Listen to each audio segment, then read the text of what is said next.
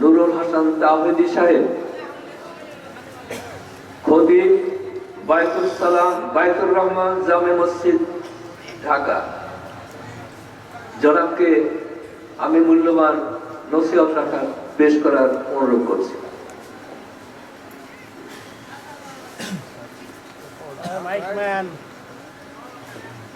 السلام عليكم ورحمة الله وبركاته.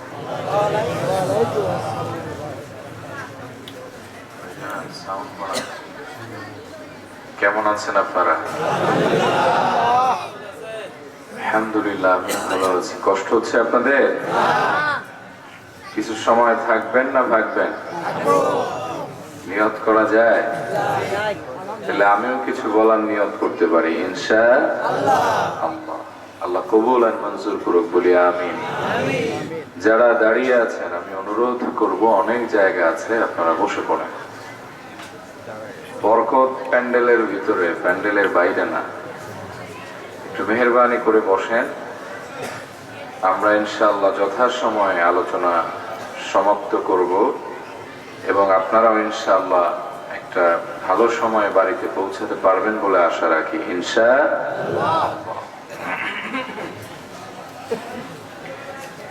إن الحمد لله نحمده ونستعينه ونستغفره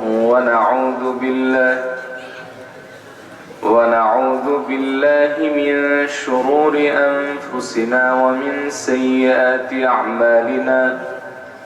من يهده الله فلا مضل له ومن يضلل فلا هادي له. نشهد أن لا إله إلا الله وحده لا شريك له ونشهد أن سيدنا وحبيبنا وشفيعنا ومولانا محمدا عبده ورسوله صلى الله عليه وسلم الذي أرسله بالحق بشيرا ونذيرا وداعيا إلى الله بإذنه وسراجا منيرا. أما بعد, সকলে জবান ছেড়ে পুরো সচিত কণ্ঠে ঈমান দীপ্ত আওয়াজে আমার সঙ্গে পড়ুন, আউযু বিল্লাহি মিনাশ শাইতানির রাজীম. বিসমিল্লাহির রাহমানির রাহিম. الذين ينفقون في السراء والضراء والكاظمين الغيظ والعافين عن الناس والله يحب المحسنين. صدق الله العظيم وصدق رسوله النبي الحبيب الكريم ونحن على ذلك لمن الشاهدين والشاكرين والحمد لله رب العالمين. إن الله وملائكته يصلون على النبي يا أيها الذين آمنوا صلوا عليه وسلموا تسليما. اللهم صل على سيدنا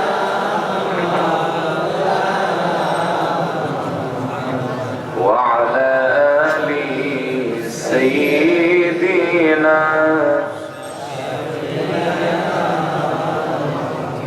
بلغ العلا بكماله كشف الدجى بجماله حسنت جميع خصاله. صلوا عليه وآله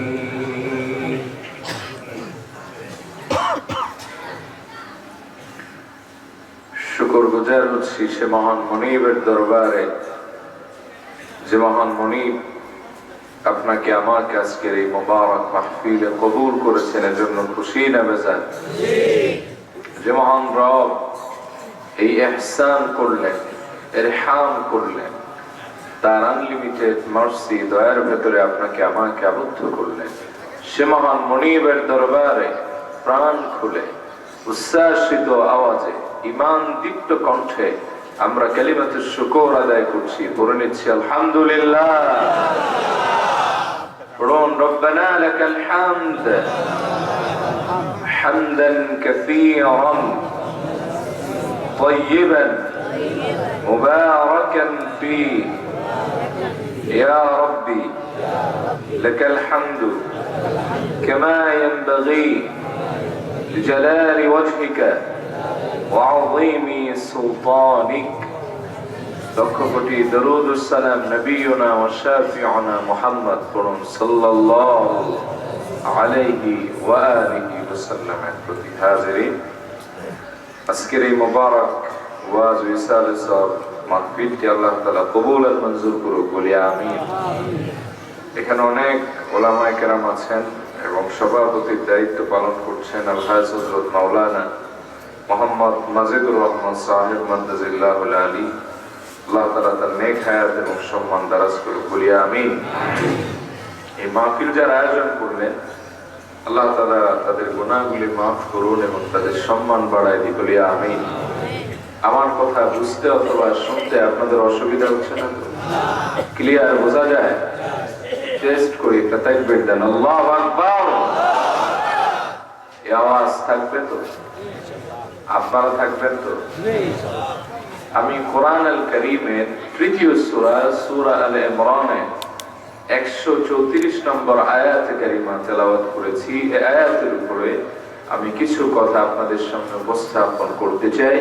বিমাশিয়াতিল্লাহ বিইذنিল্লাহ বিফদলিল্লাহ, বলি আল্লাহুম্মা আমিন। কোরআন থেকে কথা শুনতে আপনাদের কোনো অসুবিধা নাই তো? কোরআন শুনবেন যত সওয়াব পাবেন তত, কোরআন শুনবেন যত ঈমান বাড়বে তত, কোরআনের সাথে সম্পর্ক যত ঘনিষ্ঠ আর গভীর হবে, জান্নাতের রাস্তাটা আপনার জন্য ততটাই সহজ হবে। সুবহানাল্লাহ। এজন্য আল্লাহর হাবিব বলেন, মান জাআলাল কুরআনা আমামাহু কাদাহু ইলাল জান্নাহ। যে ব্যক্তি কোরআনের নেতৃত্ব মেনে নেবে, কোরআন দেখে দেখে পথ পরিচালনা করবে, কোরআনকে তার ইমাম বানাবে, সাইয়েদ বানাবে, লিডার বানাবে, কোরআন তাকে ডানেও নিবে না বামেও নিবে না, টেনে টেনে সরাসরি ওই ব্যক্তিকে আল্লাহর জান্নাত পর্যন্ত পৌঁছে দিবে। এজন্য কোরআন মানলে লাভ না লস। নবীজি বলেছেন, দিবু আওলাদাকুম আলা সালাতি খিসাল। তোমরা তোমাদের সন্তানদেরকে তিনটি জিনিস শিক্ষা দাও। এক নম্বরে হুব্বি নবীকুম, আমি রাসূলের ভালোবাসা। দুই নম্বরে হুব্বি আহলি বাইতি, আমার আহলে বাইতের ভালোবাসা। তিন নম্বরে কিরাআতিল কুরআন, তোমার সন্তানকে আমি রাসূলের নির্দেশনা মতে কোরআন তেলাওয়াত শিক্ষা দাও। فإن حملة القرآن في ظل الله يوم لا ظل إلا ظله مع أنبيائه وأصفيائه। কেননা তুমি যদি তোমার সন্তানকে কোরআনটা শেখাও আর তোমার সন্তানের অন্তরে যদি কোরআনটা ধারণকৃত থাকে, কিয়ামতের কঠিন ময়দানে যেই দিন আল্লাহর আরশের ছায়া ছাড়া কোনো ছায়া থাকবে না, ওই দিন তোমার সন্তানটি নবী এবং ওলিদের সাথে একত্রে আল্লাহর আরশের ছায়া তলে অবস্থান করবে। সুবহানাল্লাহ। এখন তো মানুষ কোরআন মানে না, কোরআন পড়ে না, কোরআন জানে না। মুসলমানের সন্তান গোটা জিন্দেগিতে 20 পৃষ্ঠা কোরআন পড়ার সুযোগ হয় না, এমন লোক আছে না? না। At present time, Muslims are insulted in whole world. গোটা বিশ্বাস মুসলিম নির্যাতিত অনিষ্পেষিত। এর অন্যতম কারণ মুসলমান কোরআন পড়ে না, কোরআন মানে না, কোরআনের সাথে সম্পর্ক ছিন্ন হয়ে গেছে। ঠিক কিনা বলেন? একটা সময় সকালবেলা ঘুম ভাঙতো, কোরআন তেলাওয়াতের আওয়াজ শুনে পাড়া মহল্লায় মহল্লায় কোরআন তেলাওয়াতে ধুম পড়ে যেত, মসজিদে আর মক্তবে জায়গা হতো না। ওই সময় মায়েরা বোনেরা পর্দার আড়ালে কোরআন শিখতেন, শেখাতেন। ওই সময়টিতে আমাদের সমাজ ছিল শান্তিপূর্ণ, ভাইয়ে ভাইয়ে এত কিলাকিলি ছিল না, প্রতিবেশীরা তো দূরত্ব ছিল না। এখন আমাদের সমাজ হলো এমন, সকালবেলা যে এলাকায় মানুষ মারা যায়, সন্ধ্যাবেলা ওই এলাকায় ডেক সেটে আর লাউড স্পিকারে হিন্দি গান শোনা যায়। ঠিক কিনা বলেন? এই আমূল পরিবর্তন হয়েছে কোরআন না মানার কারণে, দিন থেকে সরে আসার কারণে। ঠিক কিনা বলেন? যে আমলে মানুষ কোরআন মানত, কোরআন জানতো, কোরআনের সাথে সম্পর্ক গভীর ছিল, ওই আমলের মানুষের জিন্দেগিটা কেমন ছিল আমি আপনাদের একটা ঘটনা শোনাই, শুনবেন? কষ্ট হচ্ছে না তো? তারিখে দিমাশকে ইবনু আসাকির সেই রিওয়ায়াতে ঘটনাটি এনেছেন। ইবনু জারীর আত-তাবারি তার তারিখে তাবারিতে ঘটনাটি এনেছেন। ইমাম সাদ তার তাবারাতে এনেছেন। খলিফাতুল মুসলিমিন হযরত আবু বকরের জামানা প্রধান উপদেষ্টার দায়িত্ব পেলেন সাইয়েদনা ওমর। শুধু প্রধান উপদেষ্টার দায়িত্বই পাননি, বরং একটি সম্ভ্রান্ত শহরের প্রধান বিচারপতি চিফ জাস্টিসের দায়িত্ব পেলেন। সুবহানাল্লাহ বলেন। ঐতিহাসিক ইবনে আসাকির লিখেছেন, فمكث عمر رضي الله عنه سنة كاملة لم يختصم إليه إثنا। সাইয়েদনা ওমর এক বছর তার আদালত প্রাঙ্গণে প্রধান বিচারপতির দায়িত্ব পালন করলেন। এই এক বছরে দুই ব্যক্তির ঝগড়া ছাড়া কোন মামলা তার আদালতে আসে নাই। চিল্লায় কোন আল্লাহু আকবার। এটা শুনলে রূপকথার গল্পের মতো মনে হবে। আপনার থানায় খোঁজ খবর নেন যে প্রতি বছর কত হাজার মামলা প্যাকেট হয়ে ঢুকে, আর মামলার ফাইলের স্তূপের নিচে পড়ে শত শত টিকটিকি বছরে মারা যায়, তেলা প্রকাশ শহীদ হয়ে যায়। ঠিক না? আর আমাদের দেশের অবস্থা হলো, আমরা নিজের ভাইয়ের প্রতিও ইনসাফ করতে পারি না। আপন ভাইয়ের বিরুদ্ধেও আমরা একটা সত্য মামলা, দুইটা মিথ্যা মামলা দিয়ে দেই। কথা কন ঠিক কিনা? এ দেশে যার হাত নাই সে হয় ভাঙচুর মামলার প্রধান আসামি। যে ব্যক্তি মারা গেছে 3 থেকে 4 বছর আগে, সেও নাকি এসে ভোটের রাতে ভোট দিয়ে যায়। আছে না নাই? যদি আপনারা কথা বলেন আমার কথা বের হবে, আর আপনারা গোরস্থানের ভূমিকা পালন করলে আমার জিয়ারত করা ছাড়া গতি নাই। হ্যাঁ, একটু আওয়াজ টাওয়াজ দেয়া যাবে? কষ্ট হইতেছে বুঝতে? আবার সম্ভবত নিউজ 24 একটা নিউজ দেখেছিলাম বছর 2 আগে, গাজীপুরে 11 মাসের ছেলেরে তারে চুরি মামলার আসামি করা হয়েছে। কয় মাসের? মানুষের মাথা কতটা খারাপ হলে, গন্ডগোল হলে, মানুষের বিবেক কতটা মরে গেলে এই সব কাহিনী সচক্ষে জীবন্ত অবস্থায় দেখতে হয়। ঠিক কিনা বলেন? আর সাইয়েদনা ওমরের আদালতে 1 বছরে 2 ব্যক্তির মামলা ছাড়া কোন মামলা আসে নাই, তাও সাধারণ মামলা, ঝগড়ার মামলা। সুবহানাল্লাহ কইতে মন চায়?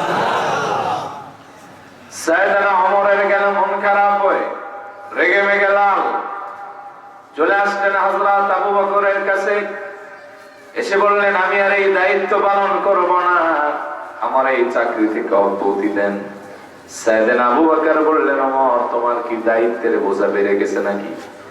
তিনি বললেন, না, দায়িত্বের বোঝা বাড়ে নাই।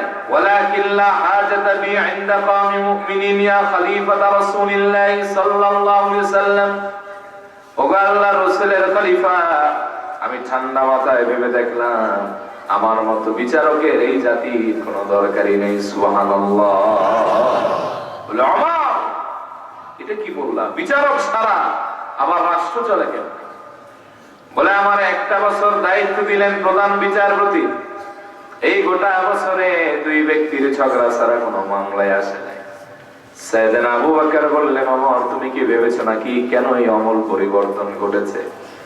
ইবনে আসাকিরের বর্ণনায় এসেছে তিনি বলেছেন 5 কারণে। কয় কারণে?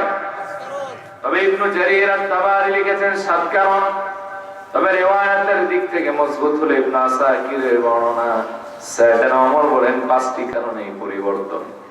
1 নম্বরে দীনুহুম নাসিহা, তাদের দ্বীন ধর্ম হলো ভালোবাসা, নাসিহা করা, উপদেশ দেয়া, কল্যাণ কামনা করা। এই সমাজে একজন অপরাধ করে আর একজন তারে ক্ষমা করে দেয়, একজন আর ভুল হলে আর একজন তারে শুধরে দেয়, একজন আর একজনের সামনের দিকে এগিয়ে দেয়। আর আমাদের দেশে আপন ভাইয়ের বিরুদ্ধে, আপন বোনের বিরুদ্ধে মিথ্যা মামলা রেডি থাকে, ঠিক কিনা? প্রতিবেশীর সাথে 10 হাত জায়গা নিয়ে 20 বছর যেই দ্বন্দ্ব চলে, যেই টাকা মামলার পেছনে ঢালে, এদি আরো 10 গুণ জায়গা কেনা যায়, এরকম আছে না নাই? মুসলমান প্রতিবেশীর সাথে মুসলমান কথা বলে না। আবার এই বাংলাদেশে এমন দৃশ্য দেখা যায়, নিজের আপন লোক চাচতো ভাইয়ের জানাজা, চাচার জানাজা, দ্বন্দ্বের কারণে জানাজাও যায় না, এরকম ডাকাত আছে না না? অথচ বুখারীর বর্ণনা, وعن جرير بن عبد الله رضي الله تعالى عنه أنه قال بايعت رسول الله صلى الله عليه وآله وسلم على إقام الصلاة وإيتاء الزكاة والنصح لكل مسلم। হযরত জরীর ইবনে আব্দুল্লাহ রাদিয়াল্লাহু তাআলা আনহুমা থেকে বর্ণিত, তিনি বলেন, আমি যখন নবীজির হাতে বায়াত গ্রহণ করলাম 3টা বিষয়ের উপর। 1 নম্বরে নামাজ কায়েম করব, 2 নম্বরে যাকাত আদায় করব, 3 নম্বরে সব মুসলমানের জন্য কল্যাণ কামনা করব। আর আমাদের সমাজের মানুষ কল্যাণ কামনা করবে তো দূরের কথা, বরং এই সমাজের অবস্থা আমরা যা দেখি তা আসলে লজ্জাজনক। নিজের আপন ভাইয়ের ছেলে ভালো একটা চাকরি করলে, বিদেশে ভালো কিছু টাকা কামালে, নিজের আপন স্বজনের মেয়েটা ভালো জায়গায় বিয়ে হলে অনেকের চক্ষুর ভিতরে জ্বালা শুরু হয়ে যায়, গায়ের ভিতরে আগুন জ্বলে যায়। এই ভালোটা সহ্য হয় না, সামনে না পারলে পেছনে তাবিজ কবজ আর বান মেরে তার জীবন নষ্ট করে, এরকম আছে না না? কথা কি বাস্তব না অবাস্তব? 2 নম্বরে অমানহাজুমুল কোরআন, তাদের মানহাজ, দস্তুর, কনস্টিটিউশন, সংবিধান হলো কোরআন। কোরআনের বাইরে তারা কিছু মানে না। কোরআন যা মানতে বলে তা তারা মানে, কোরআন যা ছাড়তে বলে তা তারা ছাড়ে। সুবহানাল্লাহ পড়েন। এজন্য আল্লাহর হাবিব বিদায় হজ্জে বলেছেন, তারাকতু ফীকুম আমরাইন লাম তাদিল্লু মা তামাসসাকতুম বিহিমা কিতাবাল্লাহ ওয়া সুন্নাত নবীহি ওয়া আমার উম্মতেরা, আমি তোমাদের কাছে 2টা জিনিস রেখে যাচ্ছি।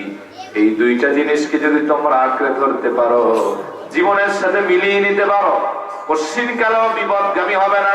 কোন শক্তি, পরার শক্তি তোমাদের প্রদানত করতে পারবে না। শাহের মতো জীবন যাপন করবে। 1 নম্বর হলো কিতাব আল্লাহ, আল্লাহর কোরআন। 2 নম্বর হলো সুন্নাত নবীহি, আমি রাসূলের জীবন আদর্শ। সুবহানাল্লাহ। আজ মুসলমানের সন্তান দিল কারগিনীর রচনা পড়ে, দিল কারগিনীর রচনা পড়ে, শরৎচন্দ্র পড়ে, বঙ্কিমচন্দ্র পড়ে, রবি ঠাকুর আর নজরুল দিয়ে ভরা, কিন্তু এই মুসলমানের সন্তান গোটা জিন্দেগিতে 20 পৃষ্ঠা কোরআন শরীফ পড়ে না, এরকম আছে না নাই? আর নবীজির সুন্নতের কথা কি বলবেন? মুসলমানের সন্তান চেহারা দেখলে মনেই হয় না মুসলমানের বাচ্চা।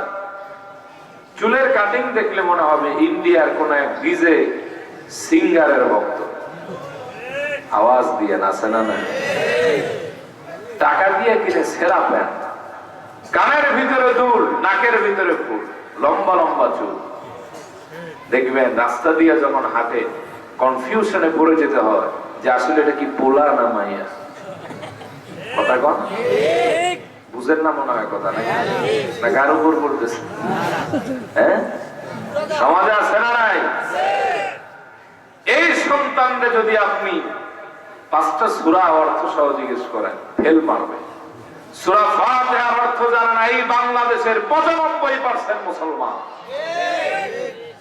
অথচ এই সন্তানরে যদি বলেন 10 জন নায়ক নায়িকার নাম বলো, শ্বাসের আগে বইলা ফেলাবে। 20 জন গায়ক গায়িকার নাম বলো, এক ঠোঁটের আগায় থাকে। এর যদি বলা হয় 50 জন প্লেয়ারের নাম বলো, জার্সির নম্বর সহ মুখস্থ। কিন্তু এই সন্তানরে কোরআন জিগালে পারে না, নবীর 10টা সুন্নত জানে না, 5 জন সাহাবীর নাম জানে না। তাহলে এই মুসলমান মার খাবে না তো কোন মুসলমান মার খাবে, ঠিক কিনা? এই মুসলমান হলো গরু খাওয়া মুসলমান। কি মুসলমান?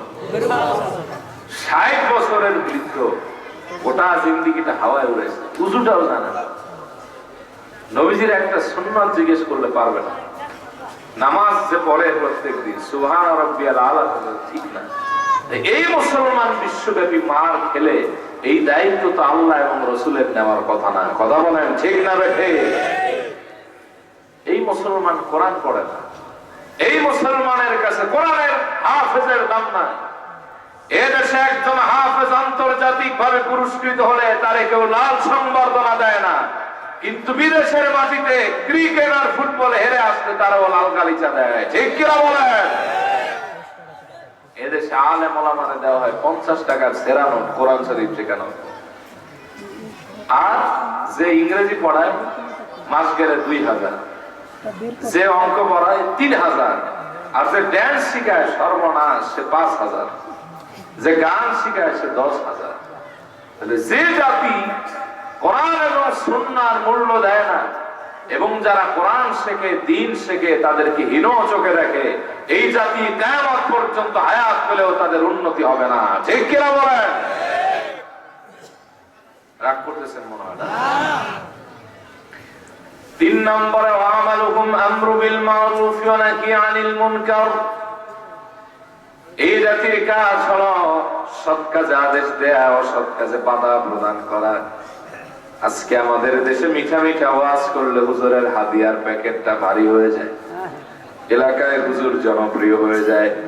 এক মসজিদে 50 বছর থাকলেও কেউ লাল চোখে তাকায় না, কিন্তু ওই একই এলাকার মসজিদের ইমাম যদি কোরআন হাদিস দেখে হক কথা বলে 6 মাসে 2 বার চাকরি চলে যায়। ঠিক কিনা বলেন?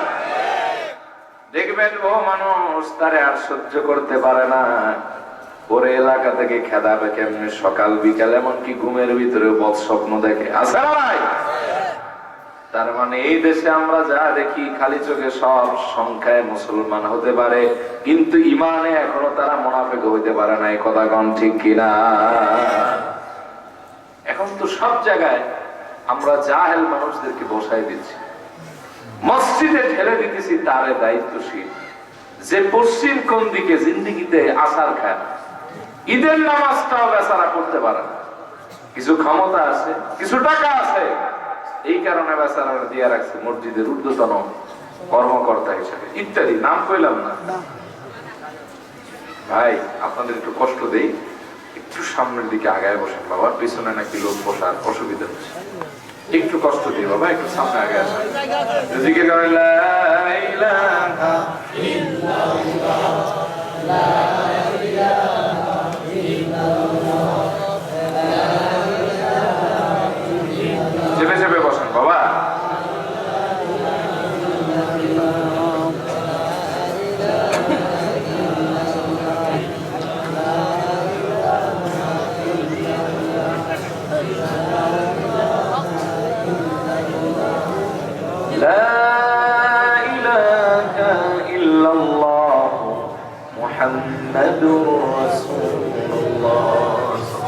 বাবা কষ্ট হচ্ছে আপনাদের? কথা কি বোঝা যায়? তো আমাদের সমাজে আমরা সব জায়গায় বসায় রাখছি ওই টাইপের মানুষ। এখন যেই ব্যক্তি আজীবন সুদ খেয়েছে, সুদের ওয়াজ করলে তো তার গায়ে লাগবেই। যে ঘুষের টাকায় উমরা করে আসছে আর মনে করছে আমি বড় হাজী সাহেব, ঘুষের বিরুদ্ধে বললে তো তার চামড়ায় আঘাত লাগবেই। তবে কার আঘাত লাগলো আর কে মুখ বেজার করলো, আল্লাহর গোলামেরা তা ভুরুক্ষেপ করে না। ঠিক কিনা বলেন? হক কথা বলতেই হবে। যে জাতি হক কথা বলে না, আল্লাহ তাআলা ওই জাতির সব ভালো হোক আর খারাপ হোক শেষ করে দেয়। বনি ইসরাইলে ঘটনা আছে। তবে আমাদের এখন মাহফিল গুলোতেও মঞ্চের ভেতরে এমন এমন মানুষ বসানো হয় যে কিছু কথা কওয়ার আগে স্লিপ ধরায় দেয় যে হুজুর আগামী বছর বাঁচলে দেখা হবে, আপনি আপাতত যান। এরকম আছে না? নাই? রাগ করতেছে? এই আমরা তো কোনো দল করি না।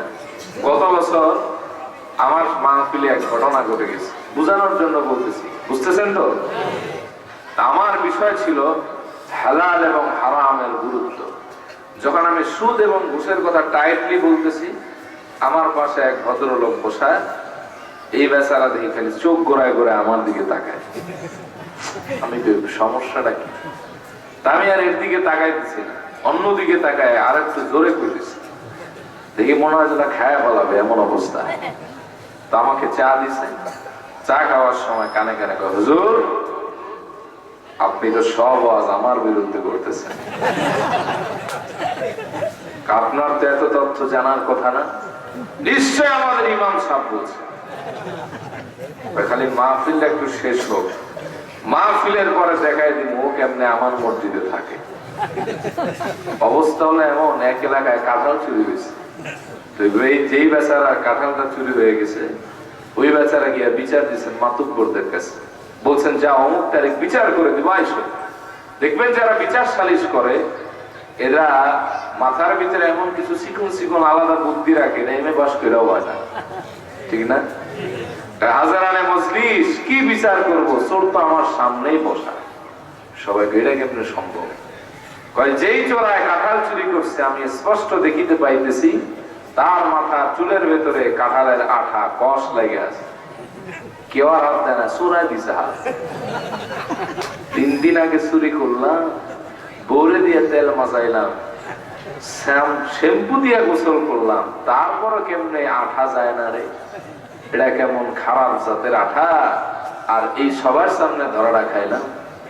তা আমরা ওয়াজ করি সবাই রে নিয়ে ইউনিভার্সাল, কিছু লোক মনে করে তাদের বিরুদ্ধে বলি, বুঝতে হবে এরাই এই সব রোগে আক্রান্ত, ঠিক কিনা বলেন?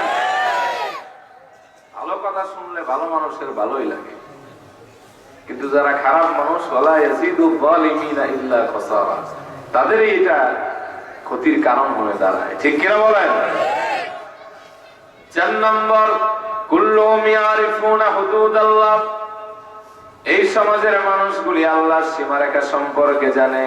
আল্লাহ বলেছেন গোলাম অন্যের হক মেরো না, জিনা করো না, মানুষকে ঠকাও না, মানুষের প্রতি জুলুম করো না, এগুলি হচ্ছে আল্লাহর সীমানা, ফালা তাকরাবুহা, এগুলি অতিক্রম করা তো দূরের কথা, এর ধারে কাছে আইসো না।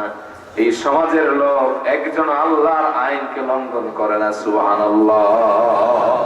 5, ওয়াইদা মারিদা আহাদুহুম আতুহু, তাদের ভেতরে কেউ একজন অসুস্থ হয়ে গেলে আরেকজন তারা দেখতে যায়, সুবহানাল্লাহ কইতে মন চায়। এই সুন্নাত, এই রীতি থেকে আজকে আমরা ছিটকে পড়ে আছি। আজ থেকে 20 বছর আগের দিকে তাকান, একজন মানুষ অসুস্থ হলে আরেকজন মানুষ নিজে অসুস্থ, লাঠি ভর দিয়ে গিয়ে তাকে দেখে আসছে। গরিব মানুষ, পকেটে টাকা নাই, গাছের একটা পাকা পেঁপে নিয়ে গেছে, এক ফানা বা এক ছড়া যেটাই বলেন আপনারা, কলা নিয়ে গেছে, বাজার থেকে কিছু রসগোল্লা বনরুটি নিয়ে গেছে, মাথার কাছে বসে একজন আরেকজনের কাছ থেকে মাপ চেয়ে দাবি ছাড়াই নিয়েছে, অশ্রুর সিক্ত নয়নে বিদায় হয়েছে। সেই সময় আমাদের সমাজটা ছিল বরকতে পরিপূর্ণ, আর এখন নিচতলায় মানুষ মারা যায়, উপর তলার মানুষ একবার দেখতেও আসে না। এটাই হচ্ছে আমাদের অসভ্য সমাজ, ঠিক কিনা বলেন? ততদিন পর্যন্ত শান্তি আসবে না যতদিন না আমরা আল্লাহর কোরআনের দিকে ফিরে আসবো, ঠিক কিনা বলেন? সেই কোরআন থেকে কথা শুনতে অসুবিধা হবে না তো? কে কে শুনতে চান তো হাত তুলে আল্লাহ।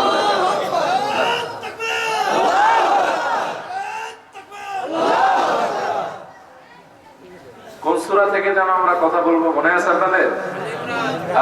এই তো মনে আছে। শেষে জিজ্ঞেস করা হবে, যদি ভালো পারেন আপনাকে যথেষ্ট মূল্যায়ন করা হবে ইনশাআল্লাহ। কোরআনে কারীমের 3 নম্বর সূরা, সূরার নাম হচ্ছে আলে ইমরান, আয়াত নম্বর হচ্ছে 134। কত মনে থাকবে? এই আয়াতে আল্লাহ তাআলা মুহসিনিনদের, শ্রেষ্ঠ নেক আমলকারীদের, তার প্রিয় ভাজনদের 3টা গুণ উল্লেখ করেছেন। কয়টা?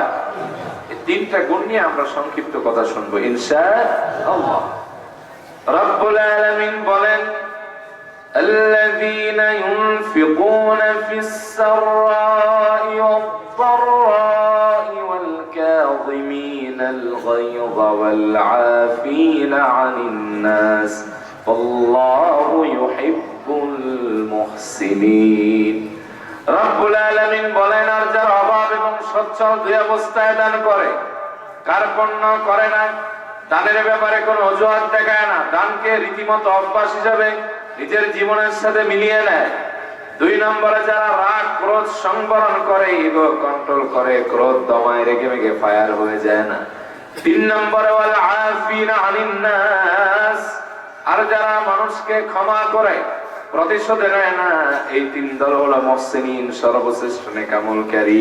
আমার আল্লাহ তাআলা এই মুহসিনিনদেরকে নিজেই ভালোবাসেন। সুবহানাল্লাহ। তাহলে আল্লাহ ভালোবাসেন তিন দলকে।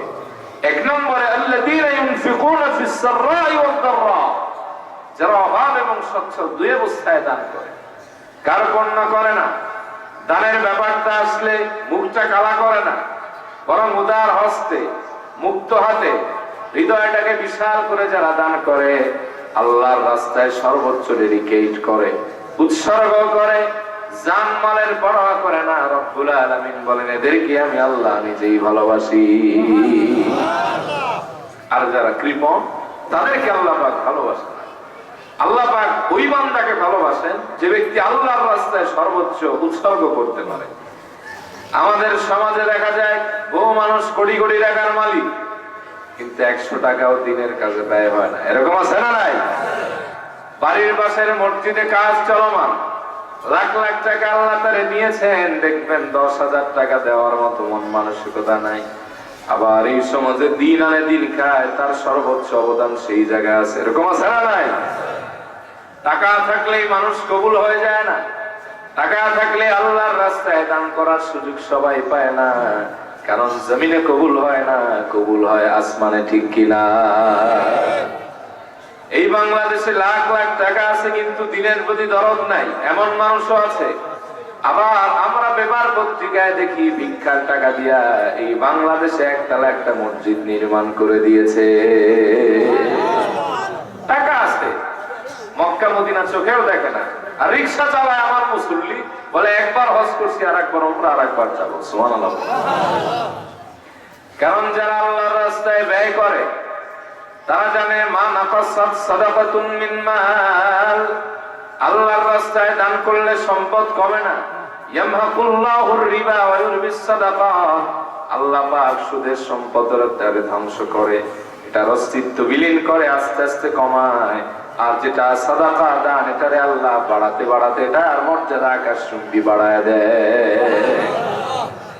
রব্বুল আলামিন বলেন মাসালুল লাযীনা ইউনফিকুনা আমওয়ালাহুম ফি সাবিলিল্লাহি কামাসালি হাব্বা, আল্লাহর রাস্তায় যারা দান করে তাদের দানকে আল্লাহ উদাহরণ দিয়েছেন একটা বীজের ন্যায়, শস্য দানার ন্যায়।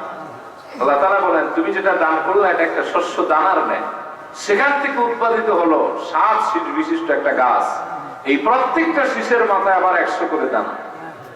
তাহলে এক দাঁড়ানোর সাথে 7 গুণ 100 কত হয়? তার মানে বোঝা যায় আল্লাহর রাস্তায় যে একটা টাকা দান করবে সর্বনিম্ন 700 গুণ সওয়াব সে আল্লাহর দরবারে পেয়ে যাবে।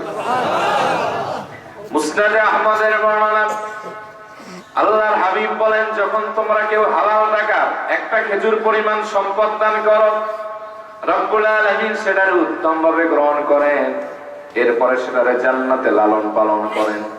তোমরা যেরকম একটা ঘোড়ার বাচ্চারা লালন পালন করে বড় বানাও, আল্লাহ ওই হালাল টাকার একটা খেজুরটারে এত লালন পালন করে যত্ন সহকারে বড় বানায়, সামান্য একটা হালাল টাকার খেজুর এটা পাহাড় পরিমাণ সমান বড় হয়ে যায়। এজন্য সাহাবীরা সর্বস্ব দিয়ে দান করতেন, দানের প্রতিযোগিতা করতেন। আমি আপনাদের একটা হাদিস শোনাই। তাবুকের ময়দানে আল্লাহর হাবিব সাহাবীদেরকে প্রস্তুত করছেন, মুসলমানের সংখ্যা মাত্র 30,000 আর কাফের রোমান সৈন্য হলো 3 লাখ। কই 30,000 আর কই 3 লাখ? আল্লাহু আকবার। নবীজি বললেন ও সাহাবীরা, তাবুকের ময়দানে বিশাল মোকাবেলা করতে হবে, হাড্ডাহাড্ডি লড়াই হবে, এখানে জানও লাগবে মালও লাগবে। তোমাদের ভেতরে কে আছো আল্লাহর রাস্তায় দান করবা, স্বইচ্ছায় দাঁড়াও।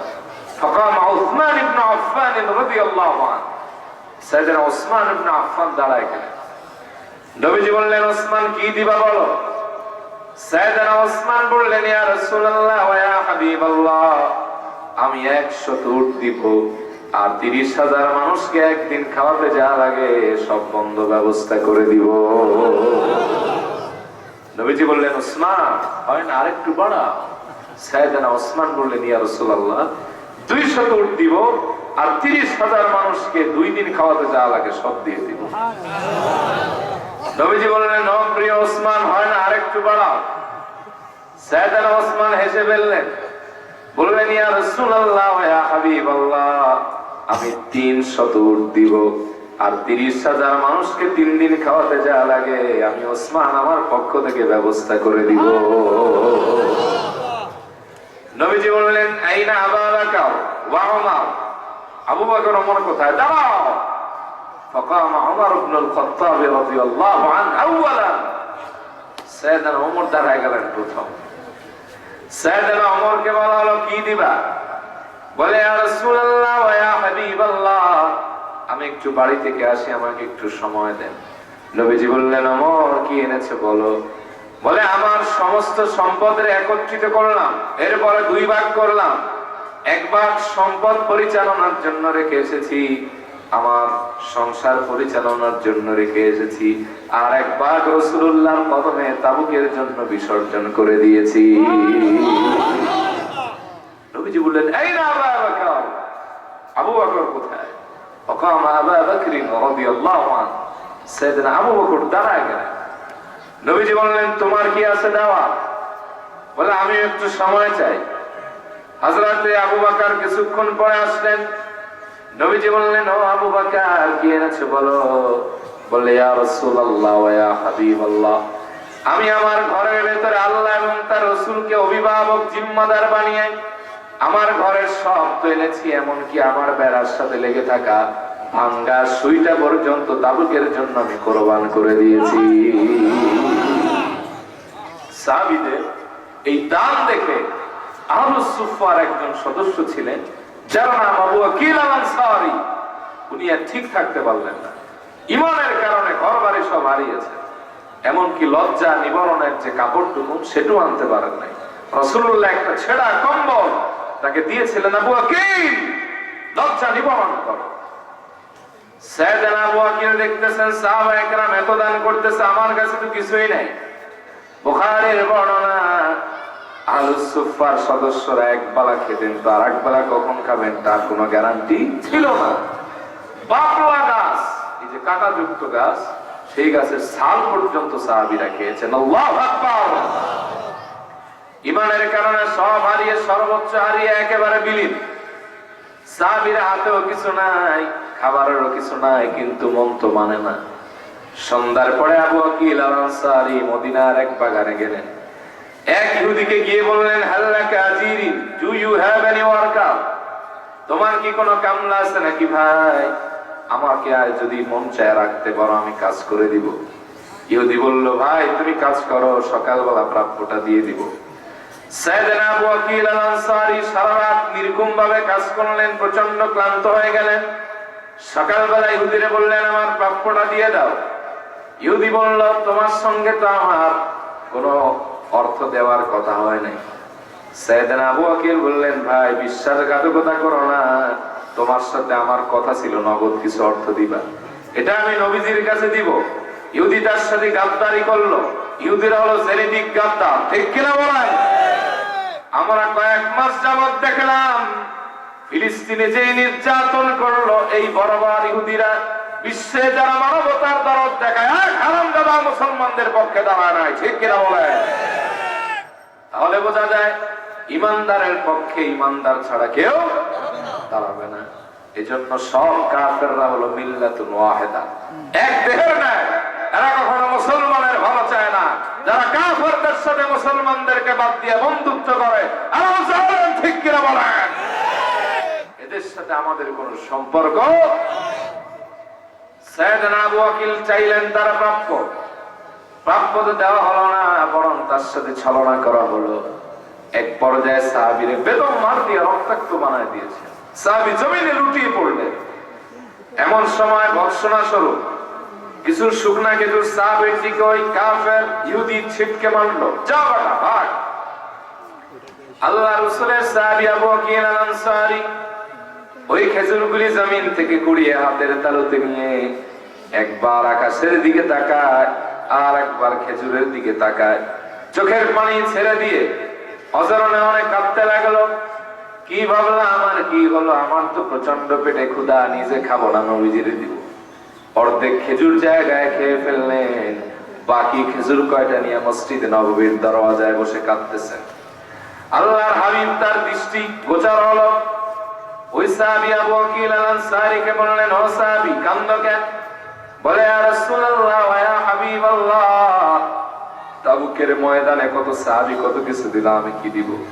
বড় আশা নিয়ে এক ইহুদির ভয়ে বাগানে আমি কাজ করেছিলাম, নগদ অর্থ দেওয়ার কথা ছিল কিন্তু দিল না, বেদম মেরে আমার রক্তাক্ত করে দিয়েছে, আর কয়েকটা শুকনা খেজুর আমার দিকে ছুড়ে মেরেছে, অর্ধেক খেজুর আমি ক্ষুধায়ের কারণে আগেই খেয়ে ফেলেছি, ও নবী আর এই বাকি কয়েকটা খেজুর আমার কাছে আছে, যদি আপনার ভালো লাগে খেজুর কয়টা নেন, এটাই আমি তাবুকের জন্য আল্লাহর রাস্তায় বিলায় দিতে চাই।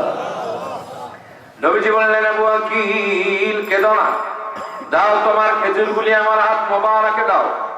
নবীজি সাহাবীর শুকনা খেজুরগুলি হাত মোবারকে নিলেন, অন্যান্য সাহাবীদেরকে বললেন, ও সাহাবীরা, তাবুকের ময়দানে জড়ো হওয়া সব সম্পদ একত্রিত করো, এরপর এক জায়গায় স্তূপ বানাও। নবীজি সব স্তূপ বানানোর পরে ওই সামান্য শুকনা খেজুরগুলি উপরে ছিটায় দিলেন। আল্লাহু আকবার।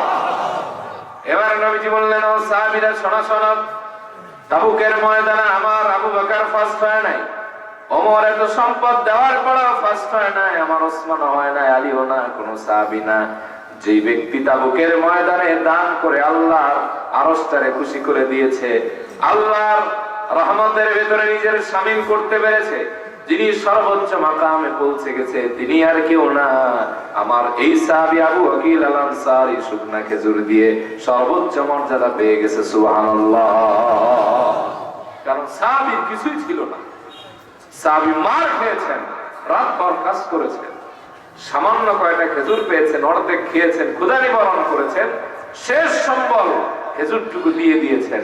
আল্লাহ তাআলা এত মর্যাদা ওই সাহাবীকে দিয়েছেন, সবার দানের চাইতে তার দান আল্লাহর কাছে মর্যাদাপূর্ণ হয়ে গেছে। সুবহানাল্লাহ। এজন্য এটা জরুরি না যে আপনাকে 10,000 দিতে হবে, এটা জরুরি না আপনাকে 5,000 দিতে হবে, এটা জরুরি না আপনার 1 লাখ টাকা দিতে হবে। জরুরি হলো আপনারা যা আছে তার ভেতর থেকে সবচেয়ে সুন্দর জিনিসটা দান করেন, এইটাই আরো সাজেবের মালিককে খুশি করবে, আপনিও মর্যাদাবান হয়ে যাবেন। সুবহানাল্লাহ। কিন্তু আমাদের দেশের পাবলিক বড় চালাক, যেই টাকা কোন জায়গায় চলে না, ভিখারিও নেয় না, এটা মসজিদের দান বাক্সে দেয়, আছে না নাই? আমরা মাঝে মাঝে ওয়াজ করে যাওয়ার পরে দেখি, আয় হায় কি টাকা দিছে, অর্ধেক নাই আর অর্ধেক হারায় গেছে, মনে হয় অর্ধেক তেলা চড়ায় খাইছে।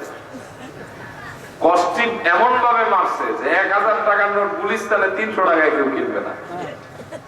চিন্তা করে হুজুর মানুষ দিয়ে দিয়ে যা আছে কপালে দেখা যাবে সকালে। কথা কম।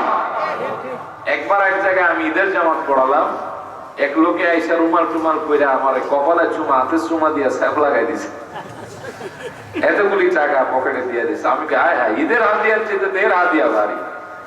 রুমে গিয়া কইলা দেখি সর্বনাশ মানে সাড়ে সর্বনাশ। 1 টাকা আছে আইসিইউতে, আর একটা ইমার্জেন্সিতে, একটা আছে পঙ্গু হাসপাতালে, আর একটা বার্ন ইউনিটে। কেন বললাম যে 1 টাকার টেম্পার শেষ, মনে হয় যেন এটা পানির তলে কয়েক ঘন্টা ছিল, এখন এটা এমন হয়েছে যে ইস্তারি দিয়ে এখন হিট দিলে একটু পরে আবার আগের মতো হয়ে যায়, বুঝতে পারছেন? আর অর্ধেকের অবস্থা এমন, সামনে 2টা নাম্বার নাই, পিছনে 1টা নাম্বার নাই, মাঝখানে কয়েকটা দেখলাম কয়েলে পড়ছে না বিড়ি খেয়ে পড়ছে, আল্লাহ জানে, নাকি কোন নেশাগ্রস্ত লোকের কাছে পড়ছিল, আল্লাহু আলাম। আর কিছুর অবস্থা হলো আপনার 1টা টাকা ছিঁড়ে গেছে, এই টাকার সাথে ওই অংশ মিলে না, আর এক ছেঁড়া টাকার কিছু অংশ কাইটা ওই জায়গায় ট্যাপ দিয়া লাগাইছে, তা উঠে গেছে। চিন্তা করছে হুজুরের মাইরা দি যা করে আল্লাহ। এরকম পাবলিক আছে না নাই? যেই টাকা কোথাও চলে না ওই টাকা এসে মসজিদে দেয়, এরকম দুষ্ট লোক আছে না নাই? আর আমরা যেটা কোন জায়গায় চলে না ওটা আল্লাহর নামে চালাই। এক লোক রাস্তায় 500 টাকা পাইছে, টাকাটা পরে পাইছে, আশেপাশে টাকায় দেখে কেউ নাই, নিজের বলে বিসমিল্লাহ করে পকেটে ঢুকেছে। কিছু দূর যাওয়ার পরে তার বাড়ি যেতে সাঁকো বলে না, আপনাদের দেশে কি বলে? সাঁকো। এই সাঁকো পার হতে গিয়া টাকাটা ফুট করে পড়ে গেছে পানিতে। যদিও গল্প, কিন্তু বুঝানোর জন্য, সত্য মিথ্যা আল্লাহু আলাম। তো বেচারা এই টাকার শোকে লাভ দিয়া পানির ভিতরে নামছে। এখন এই টাকা তো আর খুঁজে পায় না, তার বউরে খুঁজে নিয়ে আসে। বউ নামছে, পায় না, ছেলেরে আনছে, তাও পায় না। খুঁজতে খুঁজতে মাগরিব হয়ে গেছে। তখন তার বউ বলতেছে, আরে মিয়া আম্মা, এই 500 টাকা খুঁজতে গিয়ে তো তোমার 1000 টাকার ঔষধ লাগবে, এখন চলো। তো বাড়িতে এক কদম দেয় আর পেছনের দিকে তাকায়, পরে কয়, বউ আল্লাহ যা করে ভালোর জন্য করে, 500 টাকা তো জানের সদকা দিয়ে দিলাম। কার টাকাকে সদকা দেয়? তুমি যদি সদকাই দিবা তাহলে আগে দিলা না কেন? আমাদের অবস্থা হলো যেটা কোথাও চলে না ওইটাই না আল্লাহ রাস্তায় চালাইতে চায়। কথা কন ঠিক কিনা? আল্লাহ রাস্তায় দিবেন সবচেয়ে সুন্দরটা, সেরা টাকা দিবেন কেন? দিবেন সবচেয়ে কসকসে টাকাটা। একজন ভিখারিরে যদি আপনি সেরা একটা 10 টাকার নোট দেন, সেতে খুশি হবে না। কিন্তু ওই একই লোককে যদি আপনি 10 টাকার একটা কসকসে নোট দেন, এমন একটা হাসি দিবে যে আরশ কাঁপায় দিতে পারে। ঠিক কিনা? এজন্য দান করবেন। ইন্নাস সাদাকাতা লা তুতফিউ গাদাবার রাব্বি ওয়া তাদফাউ মিতাতাস সু। দান করলে আল্লাহ পাকের রাগ কমে যায়, সম্মানজনক মৃত্যু থেকে আল্লাহ বান্দারে হেফাজত করে। সুবহানাল্লাহ পড়েন। সাদাকা এটা তারুদ্দুল বালা, সাদাকা করলে মুসিবত কমায় দেয় একজন, তিনি কে? এজন্য দান করবেন তো। অনেক মানুষ আছে বাংলাদেশে, মসজিদের বেতন ধরছে 100 টাকা, 6 মাস ধরে দেয় না, ইমাম সাহেবের জুতা ক্ষয় হয়ে যায়। এরকম আছে না? কথা কন না কেন? আমি এক এলাকায় গেলাম, বললো হুজুর ওয়াজটা টাইট করে করে না। বললাম কেন? 19 বছর ধরে কমিটির লোকই টাকা দেয় না, আর পাবলিকের কথা কি করবো?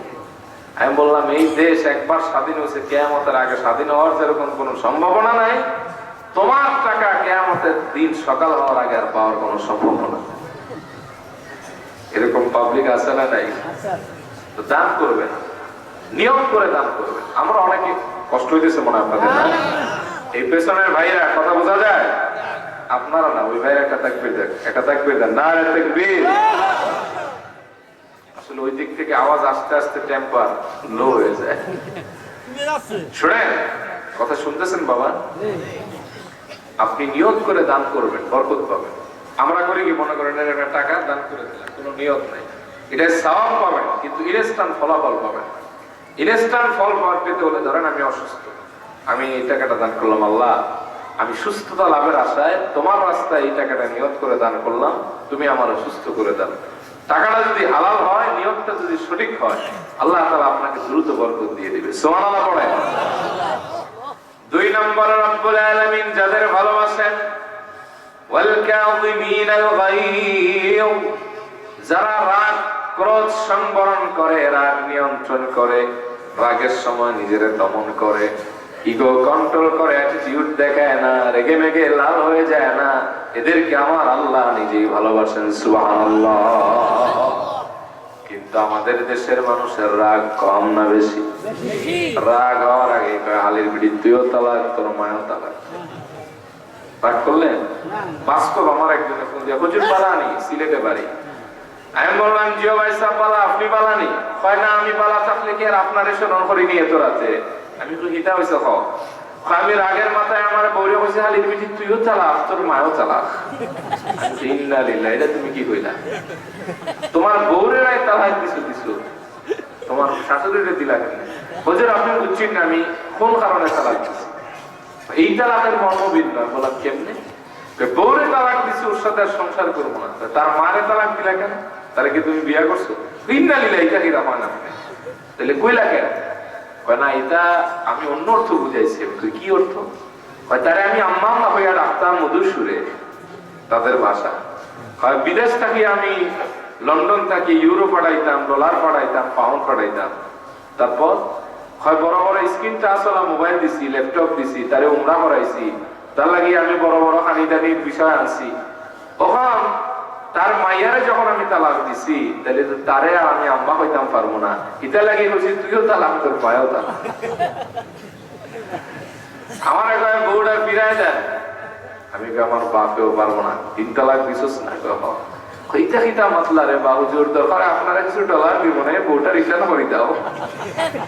আমি বললাম বউ রিটার্নের সুযোগ তো এখন নেই। এখন মাথা চাপড়ে হয় আমার না দুইটা ফুলা হয় আমি চিন্তা করতাম জিন্দগিতে।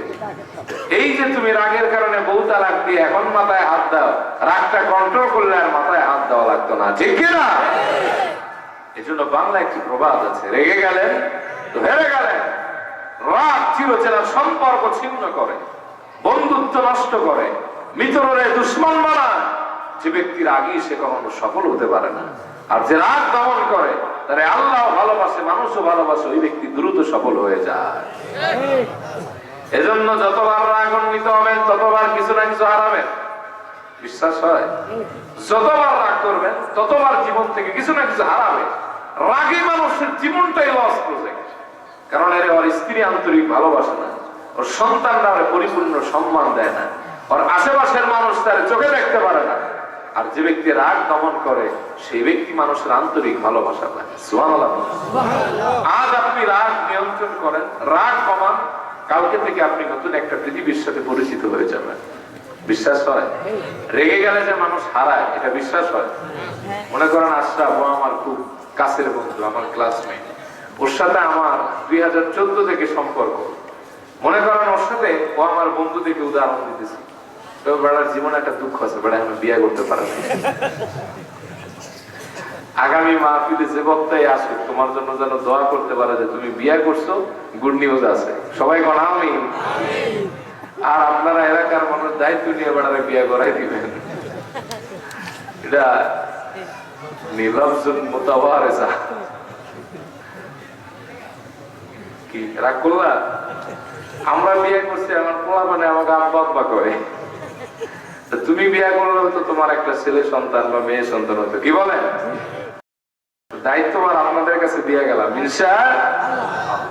তো মনে করেন ওর সাথে যদি আমি রাগান্বিত করি, একটা খারাপ আচরণ করি, রাগ হয়ে, একটা সময় হাতে পায়ে ধরে সম্পর্কটারে স্বাভাবিক পর্যায়ে আনতে পারবো, কিন্তু হৃদয়ের যে আগে ঘনিষ্ঠতা ছিল, গভীরতা ছিল, এটা কিন্তু আর। যারা বউ বিধান সকালবেলা বিছাই, এই বেডের যদি চান্স থাকতো তাহলে আপনারা 6 তালাক দিয়ে যাইতো। কথা কওয়া রাগ করতেছেন মনে হয় না? একটু সহজ ভাষায় মজা করলাম। এজন্য রাগ দমন করতে হবে। বুখারীর বর্ণনা 6114 নম্বর হাদিস। আল্লাহর হাবিব বলেন, লাইসা শাদীদু বিসসুরা, ইন্নামাশ শাদীদুল্লাযী ইয়ামলিকু নাফসাহু ইনদাল গাদাব। যে ব্যক্তি কুস্তিতে কাউকে হারিয়ে দেয় সে প্রকৃত বীর নয়, বরং যে রাগের সময় নিজের নিয়ন্ত্রণ করতে পারে, নবীজি বলেন সেই প্রকৃত বীর। সুবহানাল্লাহ। অপর বর্ণনা আছে, আল্লাহর হাবিব এক রাস্তা দিয়ে যাচ্ছেন, বিশাল জনসমাগম। নবীজি বললেন, সাহাবী আবু হুরায়রা, এই জায়গায় তো লোক কেন? বলে এখানে এই এলাকার সবচেয়ে বড় কুস্তিগীর আসছে। নবীজি বললেন, তাই নাকি? বলে হ্যাঁ, তার সাথে কেউ পারে না, মহান বীর। নবীজি বললেন, এর চাইতেও বড় একজন বীর আছে, তোমাদের কি বলবো নাকি সে কি?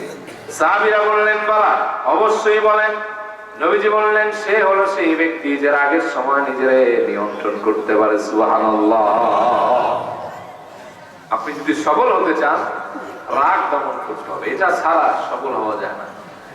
সহিহ আল বুখারী 4116 নম্বর হাদিস। আল্লাহর হাবিবের কাছে একজন লোক আসলেন, বললেন, ওসিনি, ও নবী আপনি আমার ওসিয়ত করেন যাতে আমি সফল হতে পারি। নবীজি বললেন, লা তাগদাব, তুমি রাগ করো না। ফারাদ্দাদা মিরারান, লোকটি একই কথা বললেন। নবীজি বললেন, লা তাগদাব, তুমি রাগ করো না, তুমি সফল হবে। ওয়া ফি রিওয়ায়া, তুমি রাগ দমন করো, আল্লাহর জান্নাতে চলে যাবে। মানুষ যে রেগে গেলে হেরে যায় আর সফল হতে পারে না, এটার বাস্তব আমার দেখা দুইটা উদাহরণ আপনাদেরকে দিই, শুনবেন? আমার এক মুসল্লি, কষ্ট হতেছে মনে আপনাদের? তাকবীর দেন তো, আল্লাহু আকবার। আমার এক মুসল্লি আচার বিক্রেতা, আমার একদিন আচার টাচার খাওয়া বলতেছে, হুজুর দোয়া করেন আল্লাহ যেন বরকত দেয়। আমি দোয়া করলাম, পরে বললাম, হুজুর আমার কিন্তু এই দিন ছিল না, আমার কিন্তু সুদিন ছিল জীবনে। তোমার এই দুর্দিন হলো কেন? বলে আমি 1990-95-তে আপনার সৌদি আরব ছিলাম। ওই সময় আমার বেতন ছিল প্রায় 1 লাখ ওই আমলে। বলে ভালো একটা কোম্পানিতে চাকরি করতাম বা কপিলের আন্ডারে। তখন বলতেছে, তা আপনি আসলেন কেন, এই বাংলাদেশের আচার বিক্রি করেন কেন? বলে, হুজুর আমার রাগ ছিল বেশি, কথায় কথায় একদিন কফিলের সাথে তর্ক লাগছে, এই আরবির পিডায় মাথা বাড়ায় ফেলেছে। আমি বললাম, তারপর? এক ওয়াজের ভিতরে আর এক ওয়াজ হয় না। তারপর তখন সে বলল যে আমি যখন তার মাথা ফাটায় ফেললাম, এরপরে আমার তো জেল হলো, পাসপোর্টে লাল সিল পড়লো, বাংলাদেশে ফেরত দিয়ে দিল, ওই যে ঋণ করে বিদেশ গেছি ঋণও দিতে পারিনি, আর ওই যে এত সুন্দর একটা চাকরি ছাড়ায় বাকি জিন্দিগিতে এই টেনশনে হার্টের রোগ, এই রোগ সেই রোগ, এখন আমি রাস্তায় এসে দাঁড়াইছি। ওই দিন যদি আমি রাগ নিয়ন্ত্রণ করতাম তাহলে আমার জীবনে এই দুর্দিন আসতো না। ঠিক কিনা বলেন? এই রাগের কারণে তার কি ভালো হইলো না খারাপ হইলো? আমার পরিচিত একজন লোক, বিশাল মানের শিক্ষিত, হ্যাঁ, এক কলেজের প্রফেসর ছিল, রানী প্রিন্সিপালের সাথে ছুটি ছাড়া নিয়ে দ্বন্দ্ব হয়েছে, চেয়ার দিয়ে পিটায় বেচারার মাথা বাড়ায় করেছে, হইছে মামলা, চাকরি শেষ, দিছে মুদি দোকান, লাল বাতি চলে গেছে। কারণ রাগী মানুষ আবার দোকানদারি করবে, কাস্টমার পিটাইলে পারে কথা কথা। এরপর দিল হলো লাইব্রেরি, এটা এখন রেড লাইট জ্বলে গেছে, যে কোনো সময় বাস্ট হইতে পারে। তা আমার হুজুর আপনি আমার একটা চাকরি ব্যবস্থা করে দেন, একটা মসজিদে অন্তত খাদেমের চাকরি দেন, আপনি যেহেতু শহরে আছেন। মনে মনে কই, বাবা তোমার যে রাগ আর তুমি যে রাগ গামাল, তুমি যে মসজিদের সভাপতি আর কমিটি বিধা বানা, এটার কি গ্যারান্টি আছে? পরে তোমার না পায় আমারে জামানত হিসাবে নিয়ে যাবে জেলখানে পরে। তার মানে কি বুঝলেন? এই যে ওনার জীবনে ভালো চাকরি চেয়ে এখন ব্যবসায় লালবাতি চললো, কারণ জোরে বলেন, বুঝেন না কথা? এই যে ওনার মতো একজন মানুষ এখন অসহায় আছে, কেউ দায়িত্ব নেয় না, কারণ কি? কারণ মানুষ জানে যে ব্যক্তি রাগী, এরে দিলে ওর মানের যত খাইবে, আমার মানের যত যাবে, যেরকম ঠিক কিনা? এজন্য রাগ দমন করতে হবে। ইবনু মাজার বর্ণনা, আল্লাহর হাবিব বলেন, মান কাযামা গায়যান ওয়া হুয়া কাদিরুন আলা আন ইউনদিফাহু দাআহু আল্লাহু আলা রুউসিল খালাইক ইয়াওমাল কিয়ামাহ হাত্তা ইউখায়্যিরাহু ফি আইয়ি হুরিশা। আল্লাহর হাবিব বলেন, যে ব্যক্তি রাগ হওয়ার পরে রাগ দমন করলো, রাখলো না, নিজের নিয়ন্ত্রণ করলো, কিয়ামতের ময়দানে আল্লাহ পাক সব সৃষ্টির সামনে তারে হাজির করবেন, বিশেষ সম্মান দিবেন, আর জান্নাতের হুরগুলারে দিয়ে বলবেন, যাও ওলা, যারে মন চায় তারে নিয়ে আস্তে আস্তে জান্নাতে চলে যা। মুসনাদে আহমদের অন্য বর্ণনা আছে, এবং জামে আত-তিরমিজি এবং সুনান ইবনে মাজার বর্ণনা, রাগ দমন করে আল্লাহর যত প্রিয় হওয়া যায়, অন্য কোন আমলে আল্লাহর এত প্রিয় হওয়া যায় না। সুবহানাল্লাহ বলেন না? এবার প্রশ্ন হচ্ছে, how to control my anger, আমি আমার রাগ দমন করব কিভাবে? প্রশ্ন আসে না? চারটা পদ্ধতি সহি সুন্নাহ তালাশ করলে পাওয়া যায়। কয়টা? এক নম্বরে যখন রাগ উঠবে তখন আউযু বিল্লাহি মিনাশ শাইতানির রাজিম পড়বেন। সবাই পড়েন তো একবার।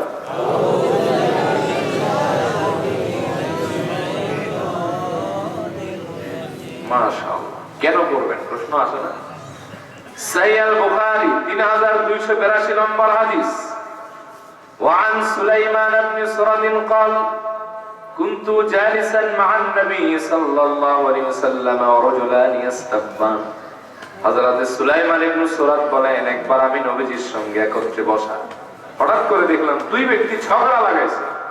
বাহাদুহুমা ইহমার রাজুল, একজনের চেহারা রাগের কারণে রেগে মেগে লাল হয়ে গেছে। ওয়ান্তাফাকাত আওদাজু, যে ঘাড়ের রগ আছে না, রাগে রগ খুলে গেছে। নবীজি বললেন, সুলাইমান, ইন্নী লা আ'লামু কালিমাতান লাউ ক্বালাহা যাবা আনহু মা ইয়াজিদু। ও সুলাইমান, আমি এমন একটা বাক্য জানি, এই বাক্য যদি ওই রাগান্বিত ব্যক্তি একবার পড়ে, মুহূর্তের মধ্যে রাগটা ঠান্ডা হয়ে যাবে। সুলাইমান, তার গিয়ে পড়তে বলো, আউযু বিল্লাহি মিনাশ শাইতানির রাজিম। সুবহানাল্লাহ পড়েন। দুই নম্বর, সুনান আবু দাউদের বর্ণনা, কোন ব্যক্তির যদি প্রবল রাগ হয়, নবীজি বলেছেন সে দাঁড়া থাকলে যেন বসে, বসেও যদি রাগ নিয়ন্ত্রণ না হয় সে যেন শুয়ে পড়ে। সুবহানাল্লাহ কইতেন না? তিন, যদি কারো রাগ উঠে নবীজি বলেছেন সে যেন ওযু করে। কি করে? এই ওযু পর্যন্ত যাইতে পারলে আমাদের দেশে মাথা ফাটাফাটি আর কোনাকেলি হইতো না। কথা কর। এখন প্রশ্ন হতে পারে ওযুর সাথে রাগের কানেকশন কি? আল্লাহর হাবিব বলেন আল গাদাবু মিনাশ শাইতান, রাগ আসে শয়তানের পক্ষ থেকে, আর শয়তান হলো আগুনের তৈরি, আগুন নেভাতে লাগে পানি। সুতরাং তোমরা ওযু করো, মুহূর্তের মধ্যে আল্লাহ তোমাদের রাগটারে ঠান্ডা বানায় দিবে। চার, এরপরেও যদি কারো রাগ কমন না হয়, নবীজি বলেছেন উচ্চ স্বরে আল্লাহু আকবার, আল্লাহু আকবার বলতে। বলেন তো একবার, দুইবার, বুঝেন নাই? আল্লাহু আকবার, আল্লাহু আকবার দুইবার করে বলতে হবে। রাগ নিয়ন্ত্রণের পদ্ধতি পাইলাম কয়টা? এক নম্বর, বলেন তো দেখি, এক নম্বরে কি করবেন? দুই নম্বরে দাঁড়া থাকলে কি করবেন? বসেও যদি কাজ না হয় আবার ঘুমায় পড়েন না। তিন নম্বর, এই তো হুজুর এই ভুল করে আলাইছে। তিন নম্বর হচ্ছে ওযু। কি? চার নম্বরে কি করবেন? জোশ নিয়ে কর, সিন্নিমিনি নাই। আপনারা মাতুই দেখেন, আপনারা লাগিয়ে তো শিরনির আয়োজন করা আছে। বোকা মার হবা, বুঝেন নাই? সিলেটে সব মাহফিলে কয়, যখন দেখে যে পাবলিক ওঠা যায়, আপনারা কেউ যেতেন না, বা মানে আপনারা কেউ যায় না হাজারানের মজলিস, আমরা হুজুরের বয়ানের বাদে আপনারা লাগিয়ে গরম গরম শিরনির আয়োজন করা আছে। বোকা মার হবা, বুঝছেন নি? দুই নম্বর শেষ, তিন নম্বরটা মোস্ট ইম্পর্টেন্ট। এই দুইটার চাইতে গুরুত্বপূর্ণ। এই তিন নম্বর শুনবেন দিলের কান দিয়ে, জিজ্ঞেস করবো শেষে ইনশাআল্লাহ। এলার্ট আছেন তো? ঘুমান কে কে? হাত জায়গা তো দেখি, জায়গা জায়গা। আচ্ছা, ওটা অতি উৎসাহে বলে ফেলছে। যেমন একবার আমি মোনাজাত করছি, এক লোক মনে হয় আধা কমেছিল, কি কইবে বুঝতে পারে নাই। আমি কি আল্লাহ আপনার কবর আযাব মাফ করে জান্নাত দেন, এখন জোরে বলুন সুবহানাল্লাহ। এইবারে কইতেছে পাশ থেকে। অনেক সময় এটা হয়ে যায়। তিন নম্বরটা ভালো করে শুনবেন, একটা তাকবীর দেন, আল্লাহু আকবার। রব্বুল আলামিন বলেন তিন নম্বরে আমার যারা প্রিয় তারা হলো ওয়ালা আফিনা আনিন নাস, যারা মানুষকে ক্ষমা করে, প্রতিশোধ নেয় না, দূরত্ব ঘুচিয়ে দেয়, ভালোবেসে বুকে টানে। ওই ব্যক্তিদেরকে একজন ভালোবাসেন, চিনলায় বলেন তার নাম কি? কিন্তু আমাদের সমাজে ক্ষমা নাই, আছে প্রতিশোধ। আমাদের সমাজ একটুখানি ভুল করলে তার আর ক্ষমা নাই, বরং এর চাইতে 10 গুণ শাস্তি দ্বারা দেওয়া হয়। ঠিক কিনা বলেন? আমাদের সমাজে আপন ভাইয়ের সাথে আপন ভাই কথা বলে না, প্রতিবেশীর সাথে প্রতিবেশী কথা বলে না। আমি এমনও দেখেছি এক বাড়িতে 10টা ঘর, এক ঘরের লোক আর এক ঘরের দাওয়াত দিছে, ভাই আমার মেয়ের বিয়া অমুক দিন থাইকেন। বরযাত্রী আসার আগ পর্যন্ত ঘরের ভেতরে গুচুর মুচুর করে। যেই শুনে বরযাত্রী আসছে, আইজো দৌড় কাইলো দৌড়, ওরকম আছে না? না। আবার দেখা যায় প্রতিবেশী কিছু হাদিয়া দিলে ইনকার করে, অপমান করে পাঠায়। আমি সেদিন একটা হাদিস পড়লাম, যারা কোনো মুমিন প্রতিবেশীর দেওয়া হাদিয়াকে অবজ্ঞা করে, অপমান করে পাঠায় দেয়, আল্লাহ এবং রাসূলকে অস্বীকার করার মতো গুনাহ হবে। নাউযুবিল্লাহ বলেন। আমাদের সমাজে দূরত্ব খুব বেশি, ক্ষমা করতে চায় না। অনেক সময় সন্তান হয়ে পিতা মাতার সাথে কথা কয় না, আবার পিতা মাতা সন্তানের সাথে কথা কয় না। এরা আল্লাহর প্রিয় হতে পারে না। আল্লাহর প্রিয় তারাই হয় যারা মানুষকে ক্ষমা করে দেয়। সুবহানাল্লাহ। এজন্য রব্বুল আলামিন বলেন, ওয়াজাযাউ সাইয়্যাতিন সাইয়্যাতুম মিসলুহা ফামান আফা ওয়া আসলাহা ফাআজরুহু আলাল্লাহ। ও বান্দা, মন্দের প্রতিদান মন্দই হয়, তবে ফামান আফা, আমার কোন গোলাম যদি কোন গোলামকে মাফ করে দেয়, ওয়া আসলাহা, দ্বন্দ্ব কলহ ঝগড়া মনোমালিন্য দূর করে হৃদয়টাকে কোমল করে সম্পর্কটাকে ঠিক করার প্রচেষ্টা চালায়, ফাজরুহু আলাল্লাহ, আল্লাহ পাক নিজেই তাকে প্রতিদান দিয়ে দেন। তা হলো তুমি বান্দারে মাফ করো, আমার আল্লাহ তাআলা তোমাকে মাফ করে দিবেন। সুবহানাল্লাহ। কেমন ভাবে মাফ করবেন আমি একটা হাদিস শোনাই। কিয়ামতের ময়দানে মাহশারে এক গোলামকে আল্লাহ পাক আড়ালে রাখবেন, ডেকে বলবেন, ও গোলাম, জান্নাতে যেতে চাও কিনা বলো। গোলাম বলবে, ইয়া রব, ইন্নী আরজু রাহমাতাক, আল্লাহ আমি আপনার দয়া চাই, আপনি দয়া করলেই তো আমি জাহান্নাম থেকে মুক্তি পেয়ে জান্নাতি হয়ে যাব। নবীজি বলেছেন, লা ইয়াদখুলুল জান্নাতা আহাদুম মিনকুম আমালুহুল জান্নাহ ওয়া লা ইয়াজিরু ইল্লা আন-নার। তোমাদের কেউ যেন এটা মনে না করে নেকামল করেই জাহান্নাম থেকে বেঁচে জান্নাতে যাবা না। আল্লাহ যারে দয়া করবে তার আমল গ্রহণযোগ্য হবে, সে জাহান্নাম থেকে মুক্তি পেয়ে জান্নাতে যাবে। আল্লাহ আবার বলবেন, ও গোলাম, জান্নাতে যেতে চাও নাকি? গোলাম বলবে, ইয়া রব, ইন্নী আরজু রাহমাতাক, আল্লাহ আমি আপনার দয়া চাই, আপনি দয়া করলেই তুমি জাহান্নাম থেকে মুক্তি পাবো, জান্নাতের মালিক হয়ে যাব। সুবহানাল্লাহ পড়ে। আল্লাহ বলবেন, গোলাম তাই? ইকরা কিতাবাক ইয়া আবদি, তখন আল্লাহ তার আমলনামাটা দিবেন, পড়ো তোমার আমলনামায় কি আছে। ফাকারা কিতাবাহু ফাবাকা, সে তার আমলনামাটা পড়বে আর চোখের পানি ছেড়ে ছেড়ে হাউমাউ করে কাঁদবে। কান্নার কারণ হলো সে ব্যক্তি দেখবে তার আমলনামায় সে জান্নাতি আর নাই, জাহান্নামীদের দলে সে শামিল হয়ে গেছে। চোখগুলি তার বড় বড় হয়ে যাবে, চেহারাটা মলিন হয়ে যাবে, হাউমাউ করে কাঁদবে, ঘামে তার শরীরটা ঘরমাক্ত হয়ে যাবে। আল্লাহ আবার বলবেন, গোলাম একবার বলো তো দেখি এখনো তুমি জান্নাতের আশা করো কিনা। সুবহানাল্লাহ।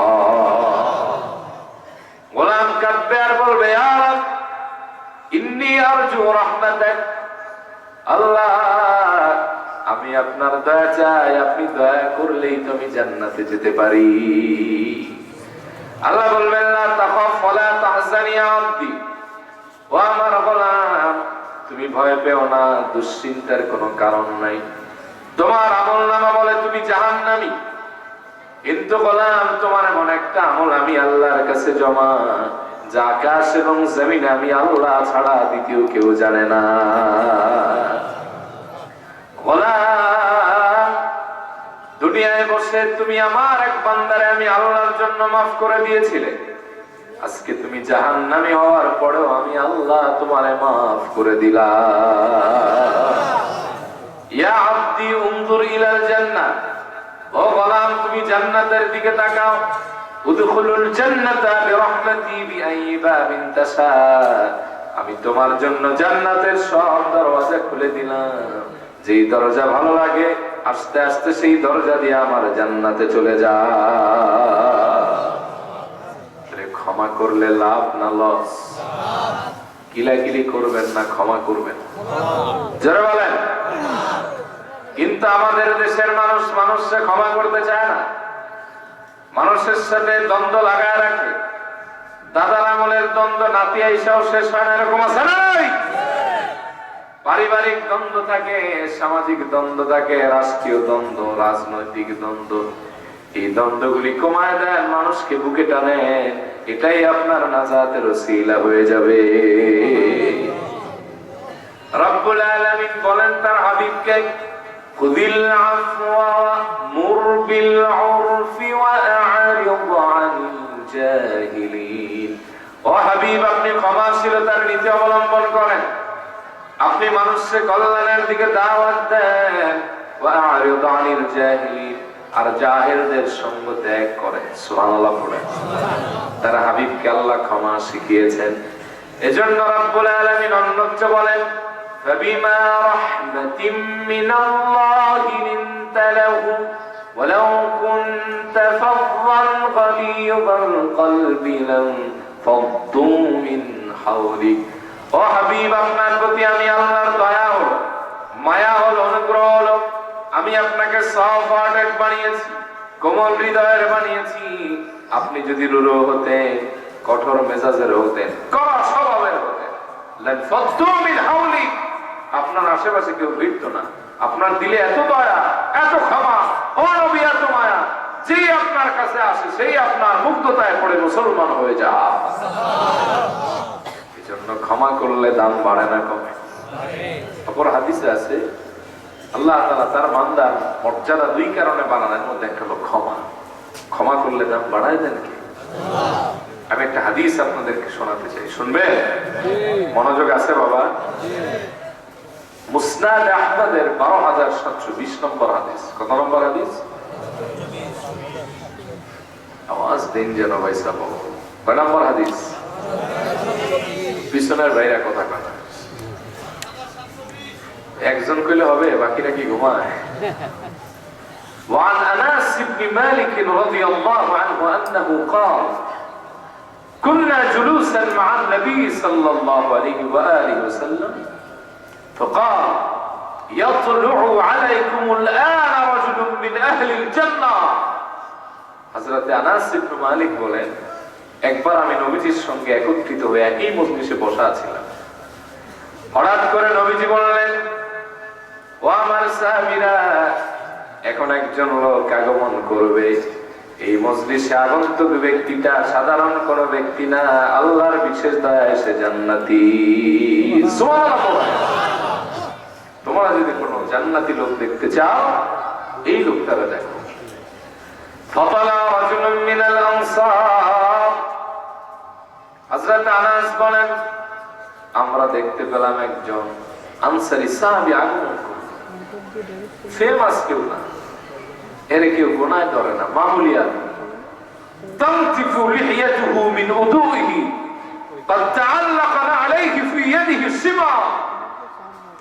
কেবলমাত্র ওযু করে আসছে, দাড়ি বেয়ে বেয়ে টপ টপ করে ওযুর পানিগুলি ঝরছে, আর বাম হাতে জুতাটারে ঝুলায় আছে। فلما كان الغد قال النبي صلى الله عليه وسلم مثل ذلك। দ্বিতীয় দিন যেই আগমন করলো, আল্লাহর হাবিব একই কথা বললেন, ও সাহাবীরা, ইয়াতলু আলাইকুমুল আন রাজুলুম মিন আহলিল জান্নাহ।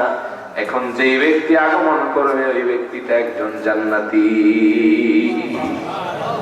ফাতালা যালিকার রাজুল আলা মিসলি হালিল উলা। ওই একই ব্যক্তিকে দেখলাম একই অবস্থায়। তামতিফু লিহিয়াতুহু মিন উদুইহি قد تعلق عليه في يده الشمع। দাড়ি বেয়ে বেয়ে টপ টপ করে ওযুর পানি পড়তেছে, আর বাম হাতে জুতাটারে ঝুলায় নিয়ে আসছে। সুবহানাল্লাহ পড়েন। সুবহানাল্লাহ। কয়দিন হলো? فلما كان اليوم الثالث।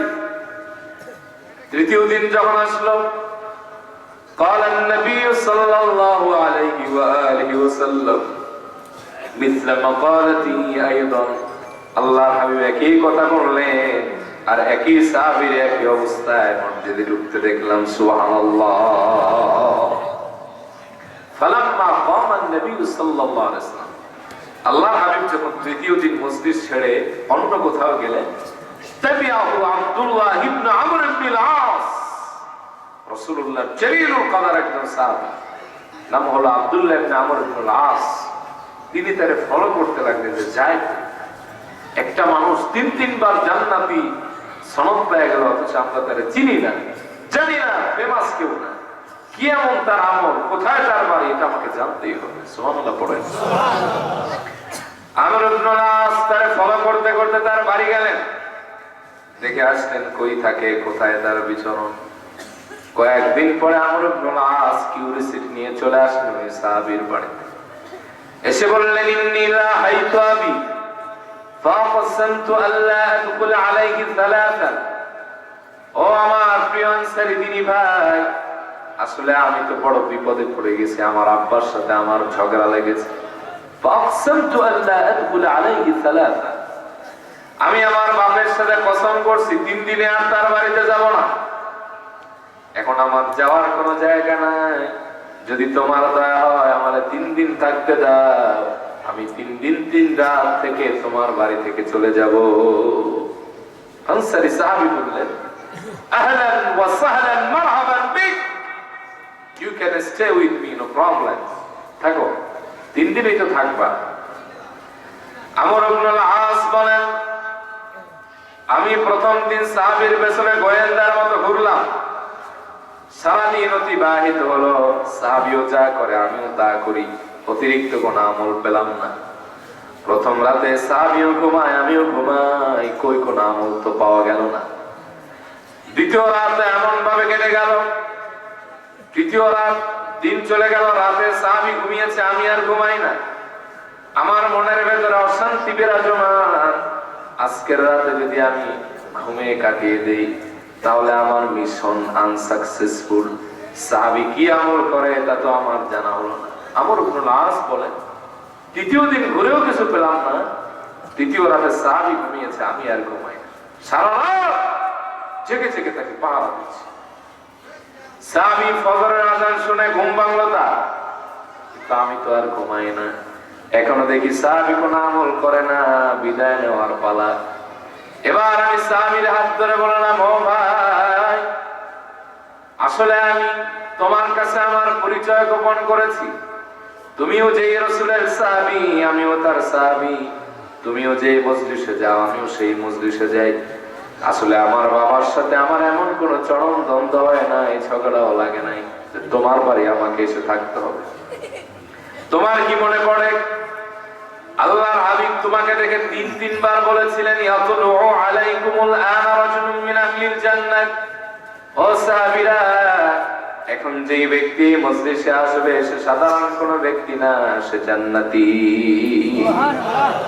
ফাতালাত আনতা সালাত মিরার, তুমি তিনবার আসছিলে, মনে করে দেখো।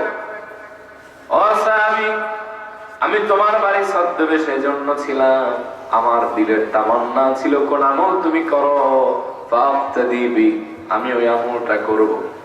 কিন্তু 3 দিন 3 রাত কাটালাম, এমন তো কোন আমল তোমার পেলাম না। আরে নবীজি তোমার জান্নাতি বললো কেন, আমার তো বুঝে আসে না।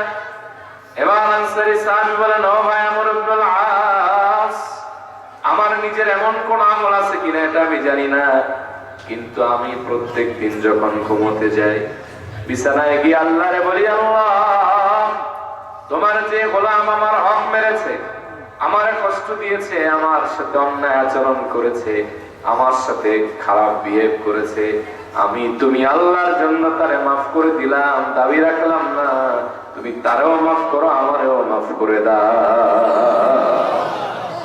আমর ইবনে আস বলে, এই তো সে আমল পেয়ে গেলাম যে কারণে নবীজি একবার না, দুইবার না, 3বার তোমার জান্নাতি বলে একই মজলিসে ঘোষণা করে দিয়েছেন। সুবহানাল্লাহ। অপর বর্ণনা আছে যে আমি মানুষকে ক্ষমা করি, দাবি দয়া রাখি না, আর কারো ভালো জিনিস দেখলে আমার হিংসা হয় না, আমি হিংসা করি না। এই 2 কারণে আল্লাহ তাআলা আমার মর্যাদা বাড়ায় দিয়েছেন। সুবহানাল্লাহ বলেন। এজন্য মানুষকে ক্ষমা করে দেন, আপনারা ক্ষমা করে দিবে কে? মানুষের প্রতি জুলুম করেন না, 10 হাত জমি নিয়ে দ্বন্দ্ব করেন না। অনেকে আছে এই সামান্য জমি নিয়ে দ্বন্দ্ব করে। আরে ভাই, এই জমি কিন্তু আপনার মালিকানায় ছিল না, ছিল আপনার বাপের মালিকানা।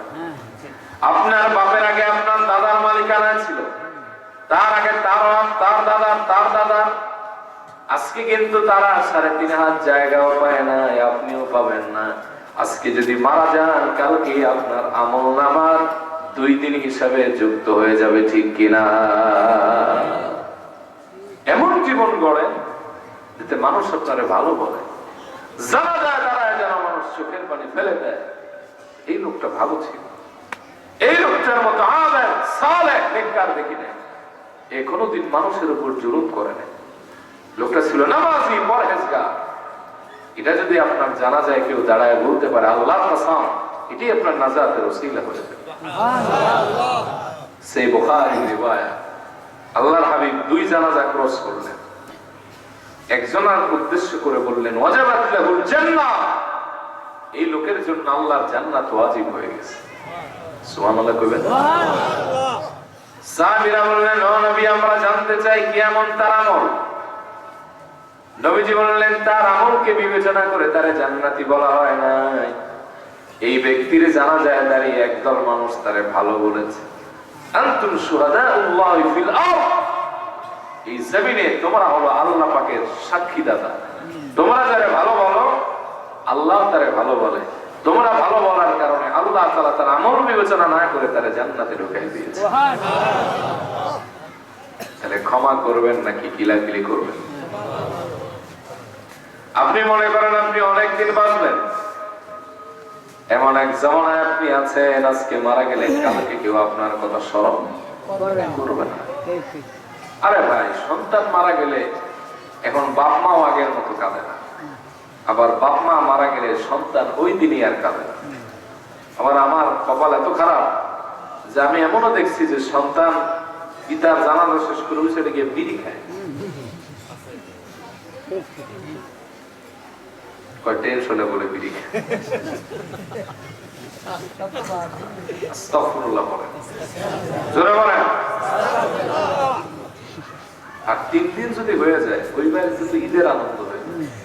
3 দিনে এমন এক খাওন দেয়, বেপরদা মহিলারা আসে, সাজসজ্জা করে আসে, যাদের খাওয়ানো দরকার এরা খাওয়ান পায় না, আর মুখ দেখে দাওয়াত দেয়। এলাকার নামি দামি ব্যক্তিরা খাইয়া সব শেষ। ওই দিনেই মনে করেন যত শোক ছিল 72 ঘন্টা পরে ইন্নালিল্লাহ পরে শোকে। ঠিক না বেঠি? আমার কথা বেজার হইতেছে হক যেটা একটা হক, ভাগ্য মূল্য হক দিতেই হবে।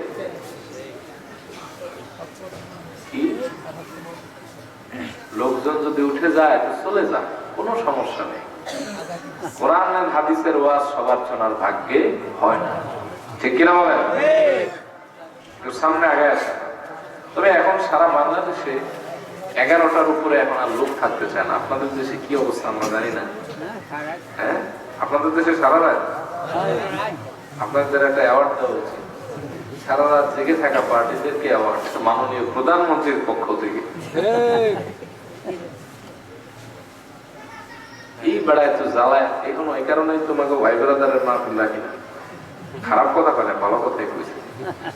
কইছে যে একটা তেলাওয়াত করেন, তেলাওয়াত ওয়াজের পরে তেলাওয়াত করার ফিলিংস থাকে না।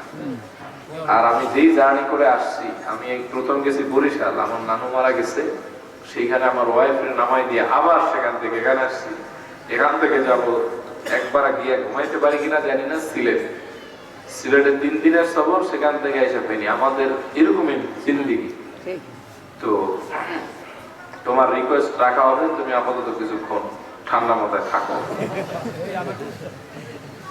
তোমার ডাক দিছে গাদা, যাও। কষ্ট দিচ্ছে আপনাদের?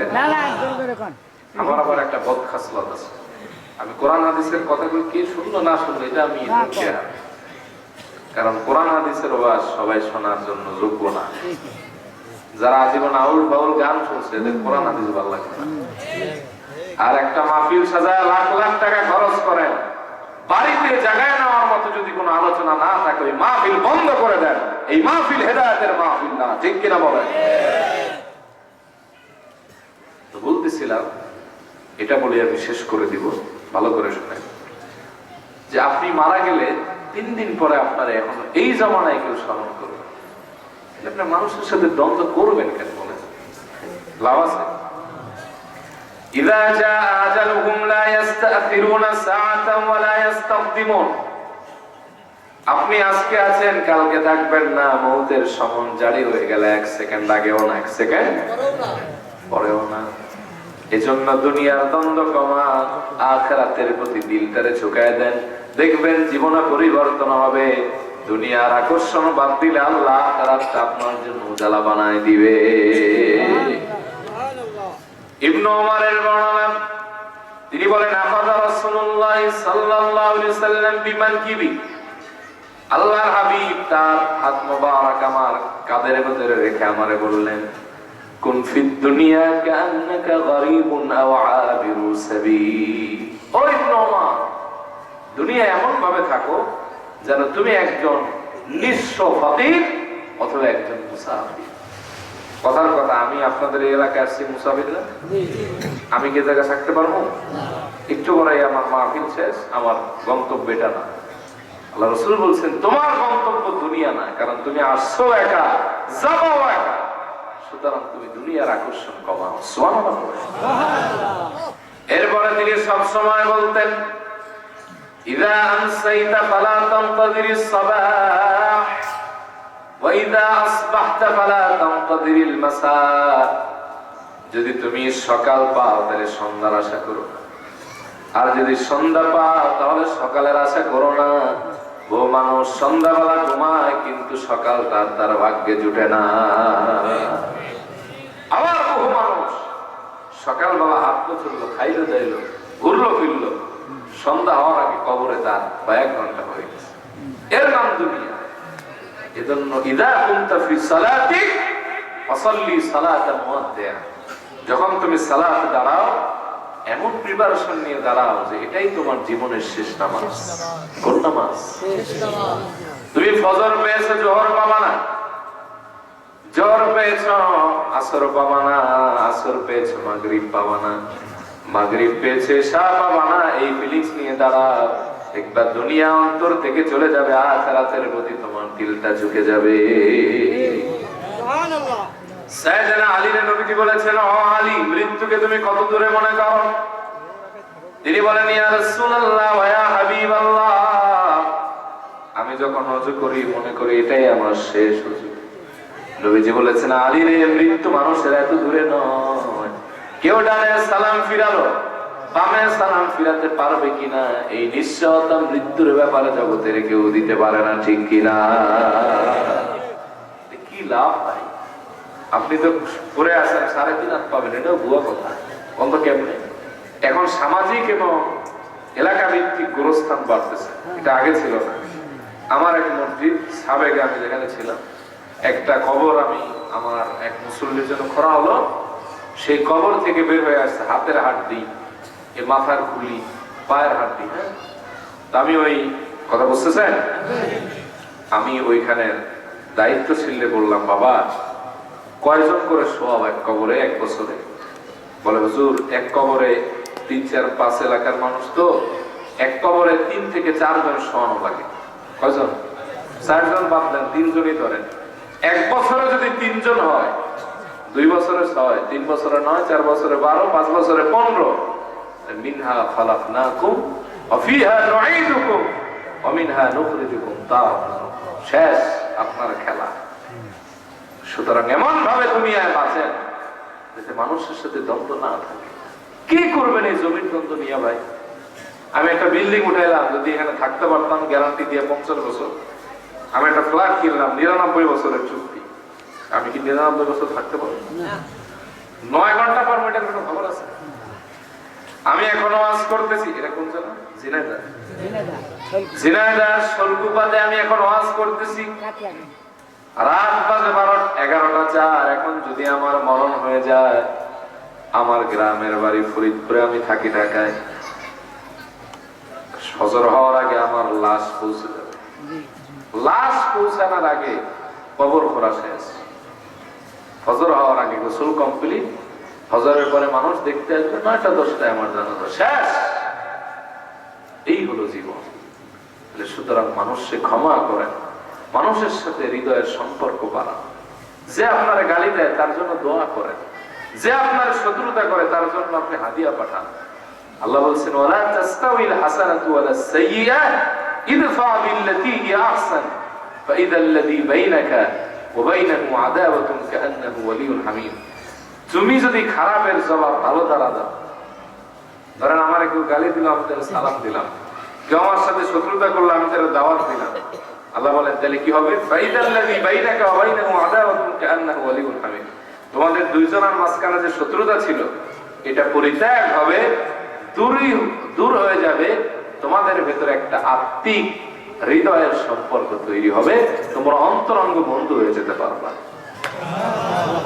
মানুষকে ক্ষমা করে দেওয়ার নিয়ত অন্তত কে কে করতে পারেন? হাত জাগান তো দেখি।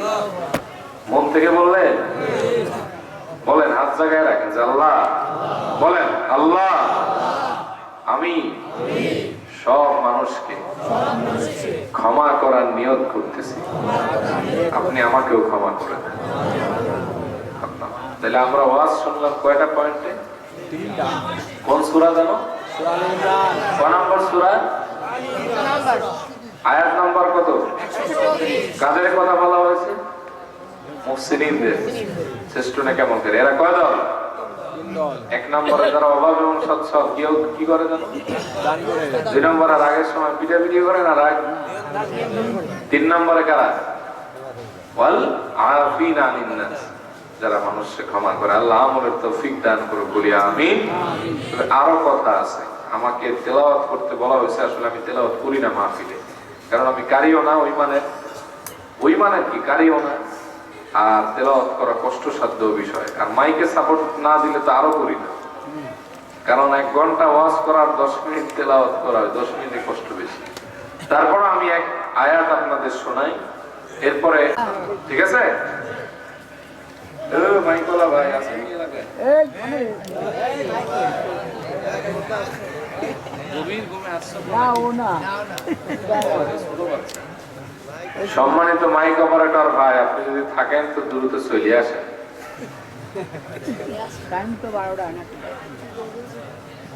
না 12টা না, 11:30 সর্বোচ্চ।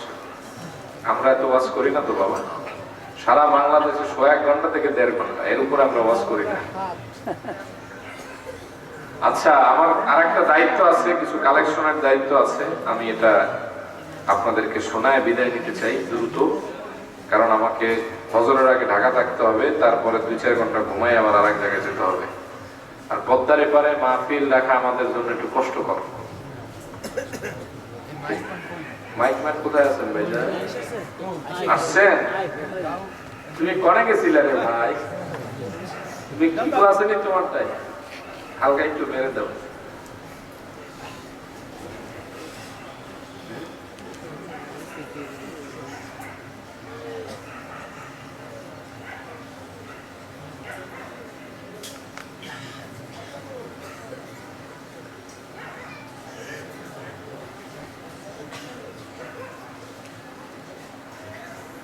أعوذ بالله من الشيطان الرجيم.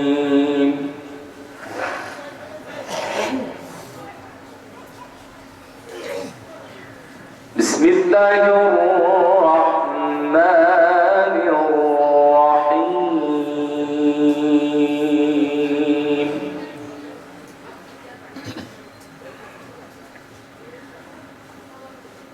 الحمد لله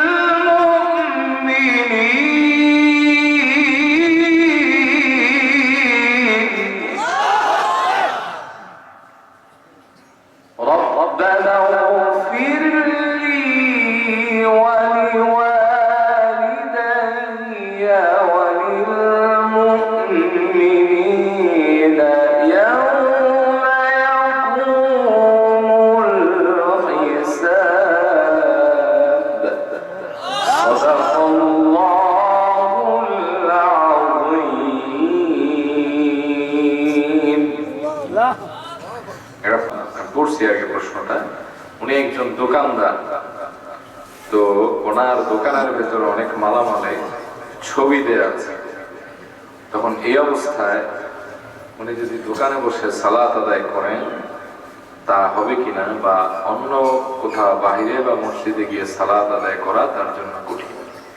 এই ক্ষেত্রে তিনি কি করবেন? যদিও আমি মুফতি না, মুফতি ছাড়া ফতোয়া দেওয়াও ঠিক না, কারণ বাংলাদেশে এই ফিতনা বাড়ছে কারণে যে মাঠে ময়দানে প্রশ্ন দিয়া, তবে এটা সহজ এই জন্য দিতেছি।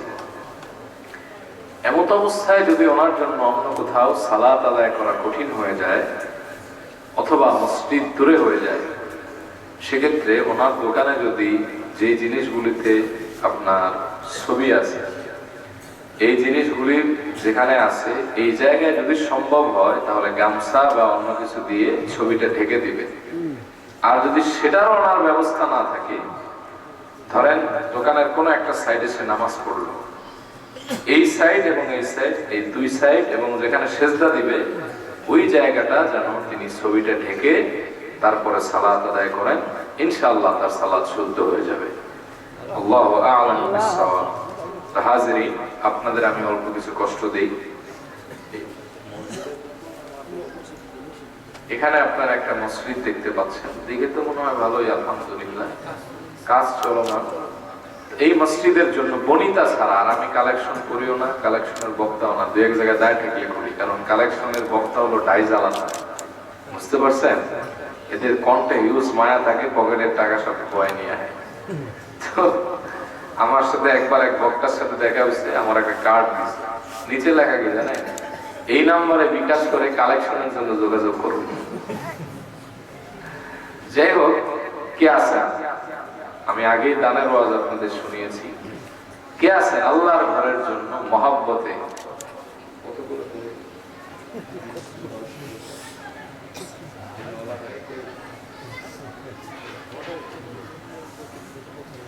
$10,000 এমন কে আছেন দিবেন যে আমার আব্বা আম্মা নাই, অথবা আমি নিজের অসুস্থতার জন্য বা পরকালীন মুক্তির জন্য অথবা আমার ব্যবসায় বরকতের জন্য আমি $10,000 দিতে চাই, এমন কে আছে? ভাই, মসজিদ যে আল্লাহর ঘর, এতে কোনো সন্দেহ আছে? হাদিসের পরিভাষা আপনাদের যারা মসজিদের 40 ঘর অফি রিওয়ায়া 40 বাড়ির আওতাধীন, তারা হলো আহলুল্লাহ, আল্লাহর পরিবার। সুবহানাল্লাহ কইবেন না? প্রশ্ন হতে পারে তারা কেমনে আহলুল্লাহ হলো? আল্লাহর ঘরের প্রতিবেশী হওয়ার কারণে তারা আহলুল্লাহ, অর্থাৎ আল্লাহর পরিবার বা আল্লাহ তাআলার নিকটস্থ ব্যক্তি হয়ে গেছে। এবং কিয়ামতের দিন এই 40 ঘর বা 40 বাড়িকে আল্লাহ তাআলা এই মসজিদের সুপারিশে জান্নাতে দিবেন বলে হাদিসের ব্যাখ্যা হয়।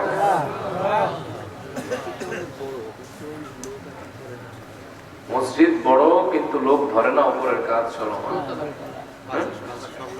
বাজার সংলগ্ন। কে আছেন $10,000?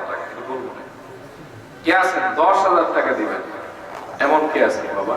দ্রুত যে আল্লাহর জন্য মসজিদ বানায়, বানাল্লাহু লাহু বাইতান ফিল জান্নাহ, আল্লাহ তার জন্য জান্নাতে ঘর বানায়। সুবহানাল্লাহ কইবেন। সাদাকা এটা তারুদ্দুল বালা, মুসিবত দূর করে দেয়। সাদাকা এটা মানুষের অন্তর থেকে নেফাকি দূর করে। সাদাকা করলে দোয়া কবুল হয়ে যায়। সাদাকা করলে ওই বান্দাকে আল্লাহ তাআলা নিরাপত্তায় বেষ্টন করে রাখে। কে আছেন বাবা? 10,000। এখানে অনেক ব্যবসায়ী ভাইরা আছেন, তারাও অংশগ্রহণ করতে পারেন। আমি আপনাদের জন্য প্রাণ খুলে দোয়া করবো ইনশাআল্লাহ।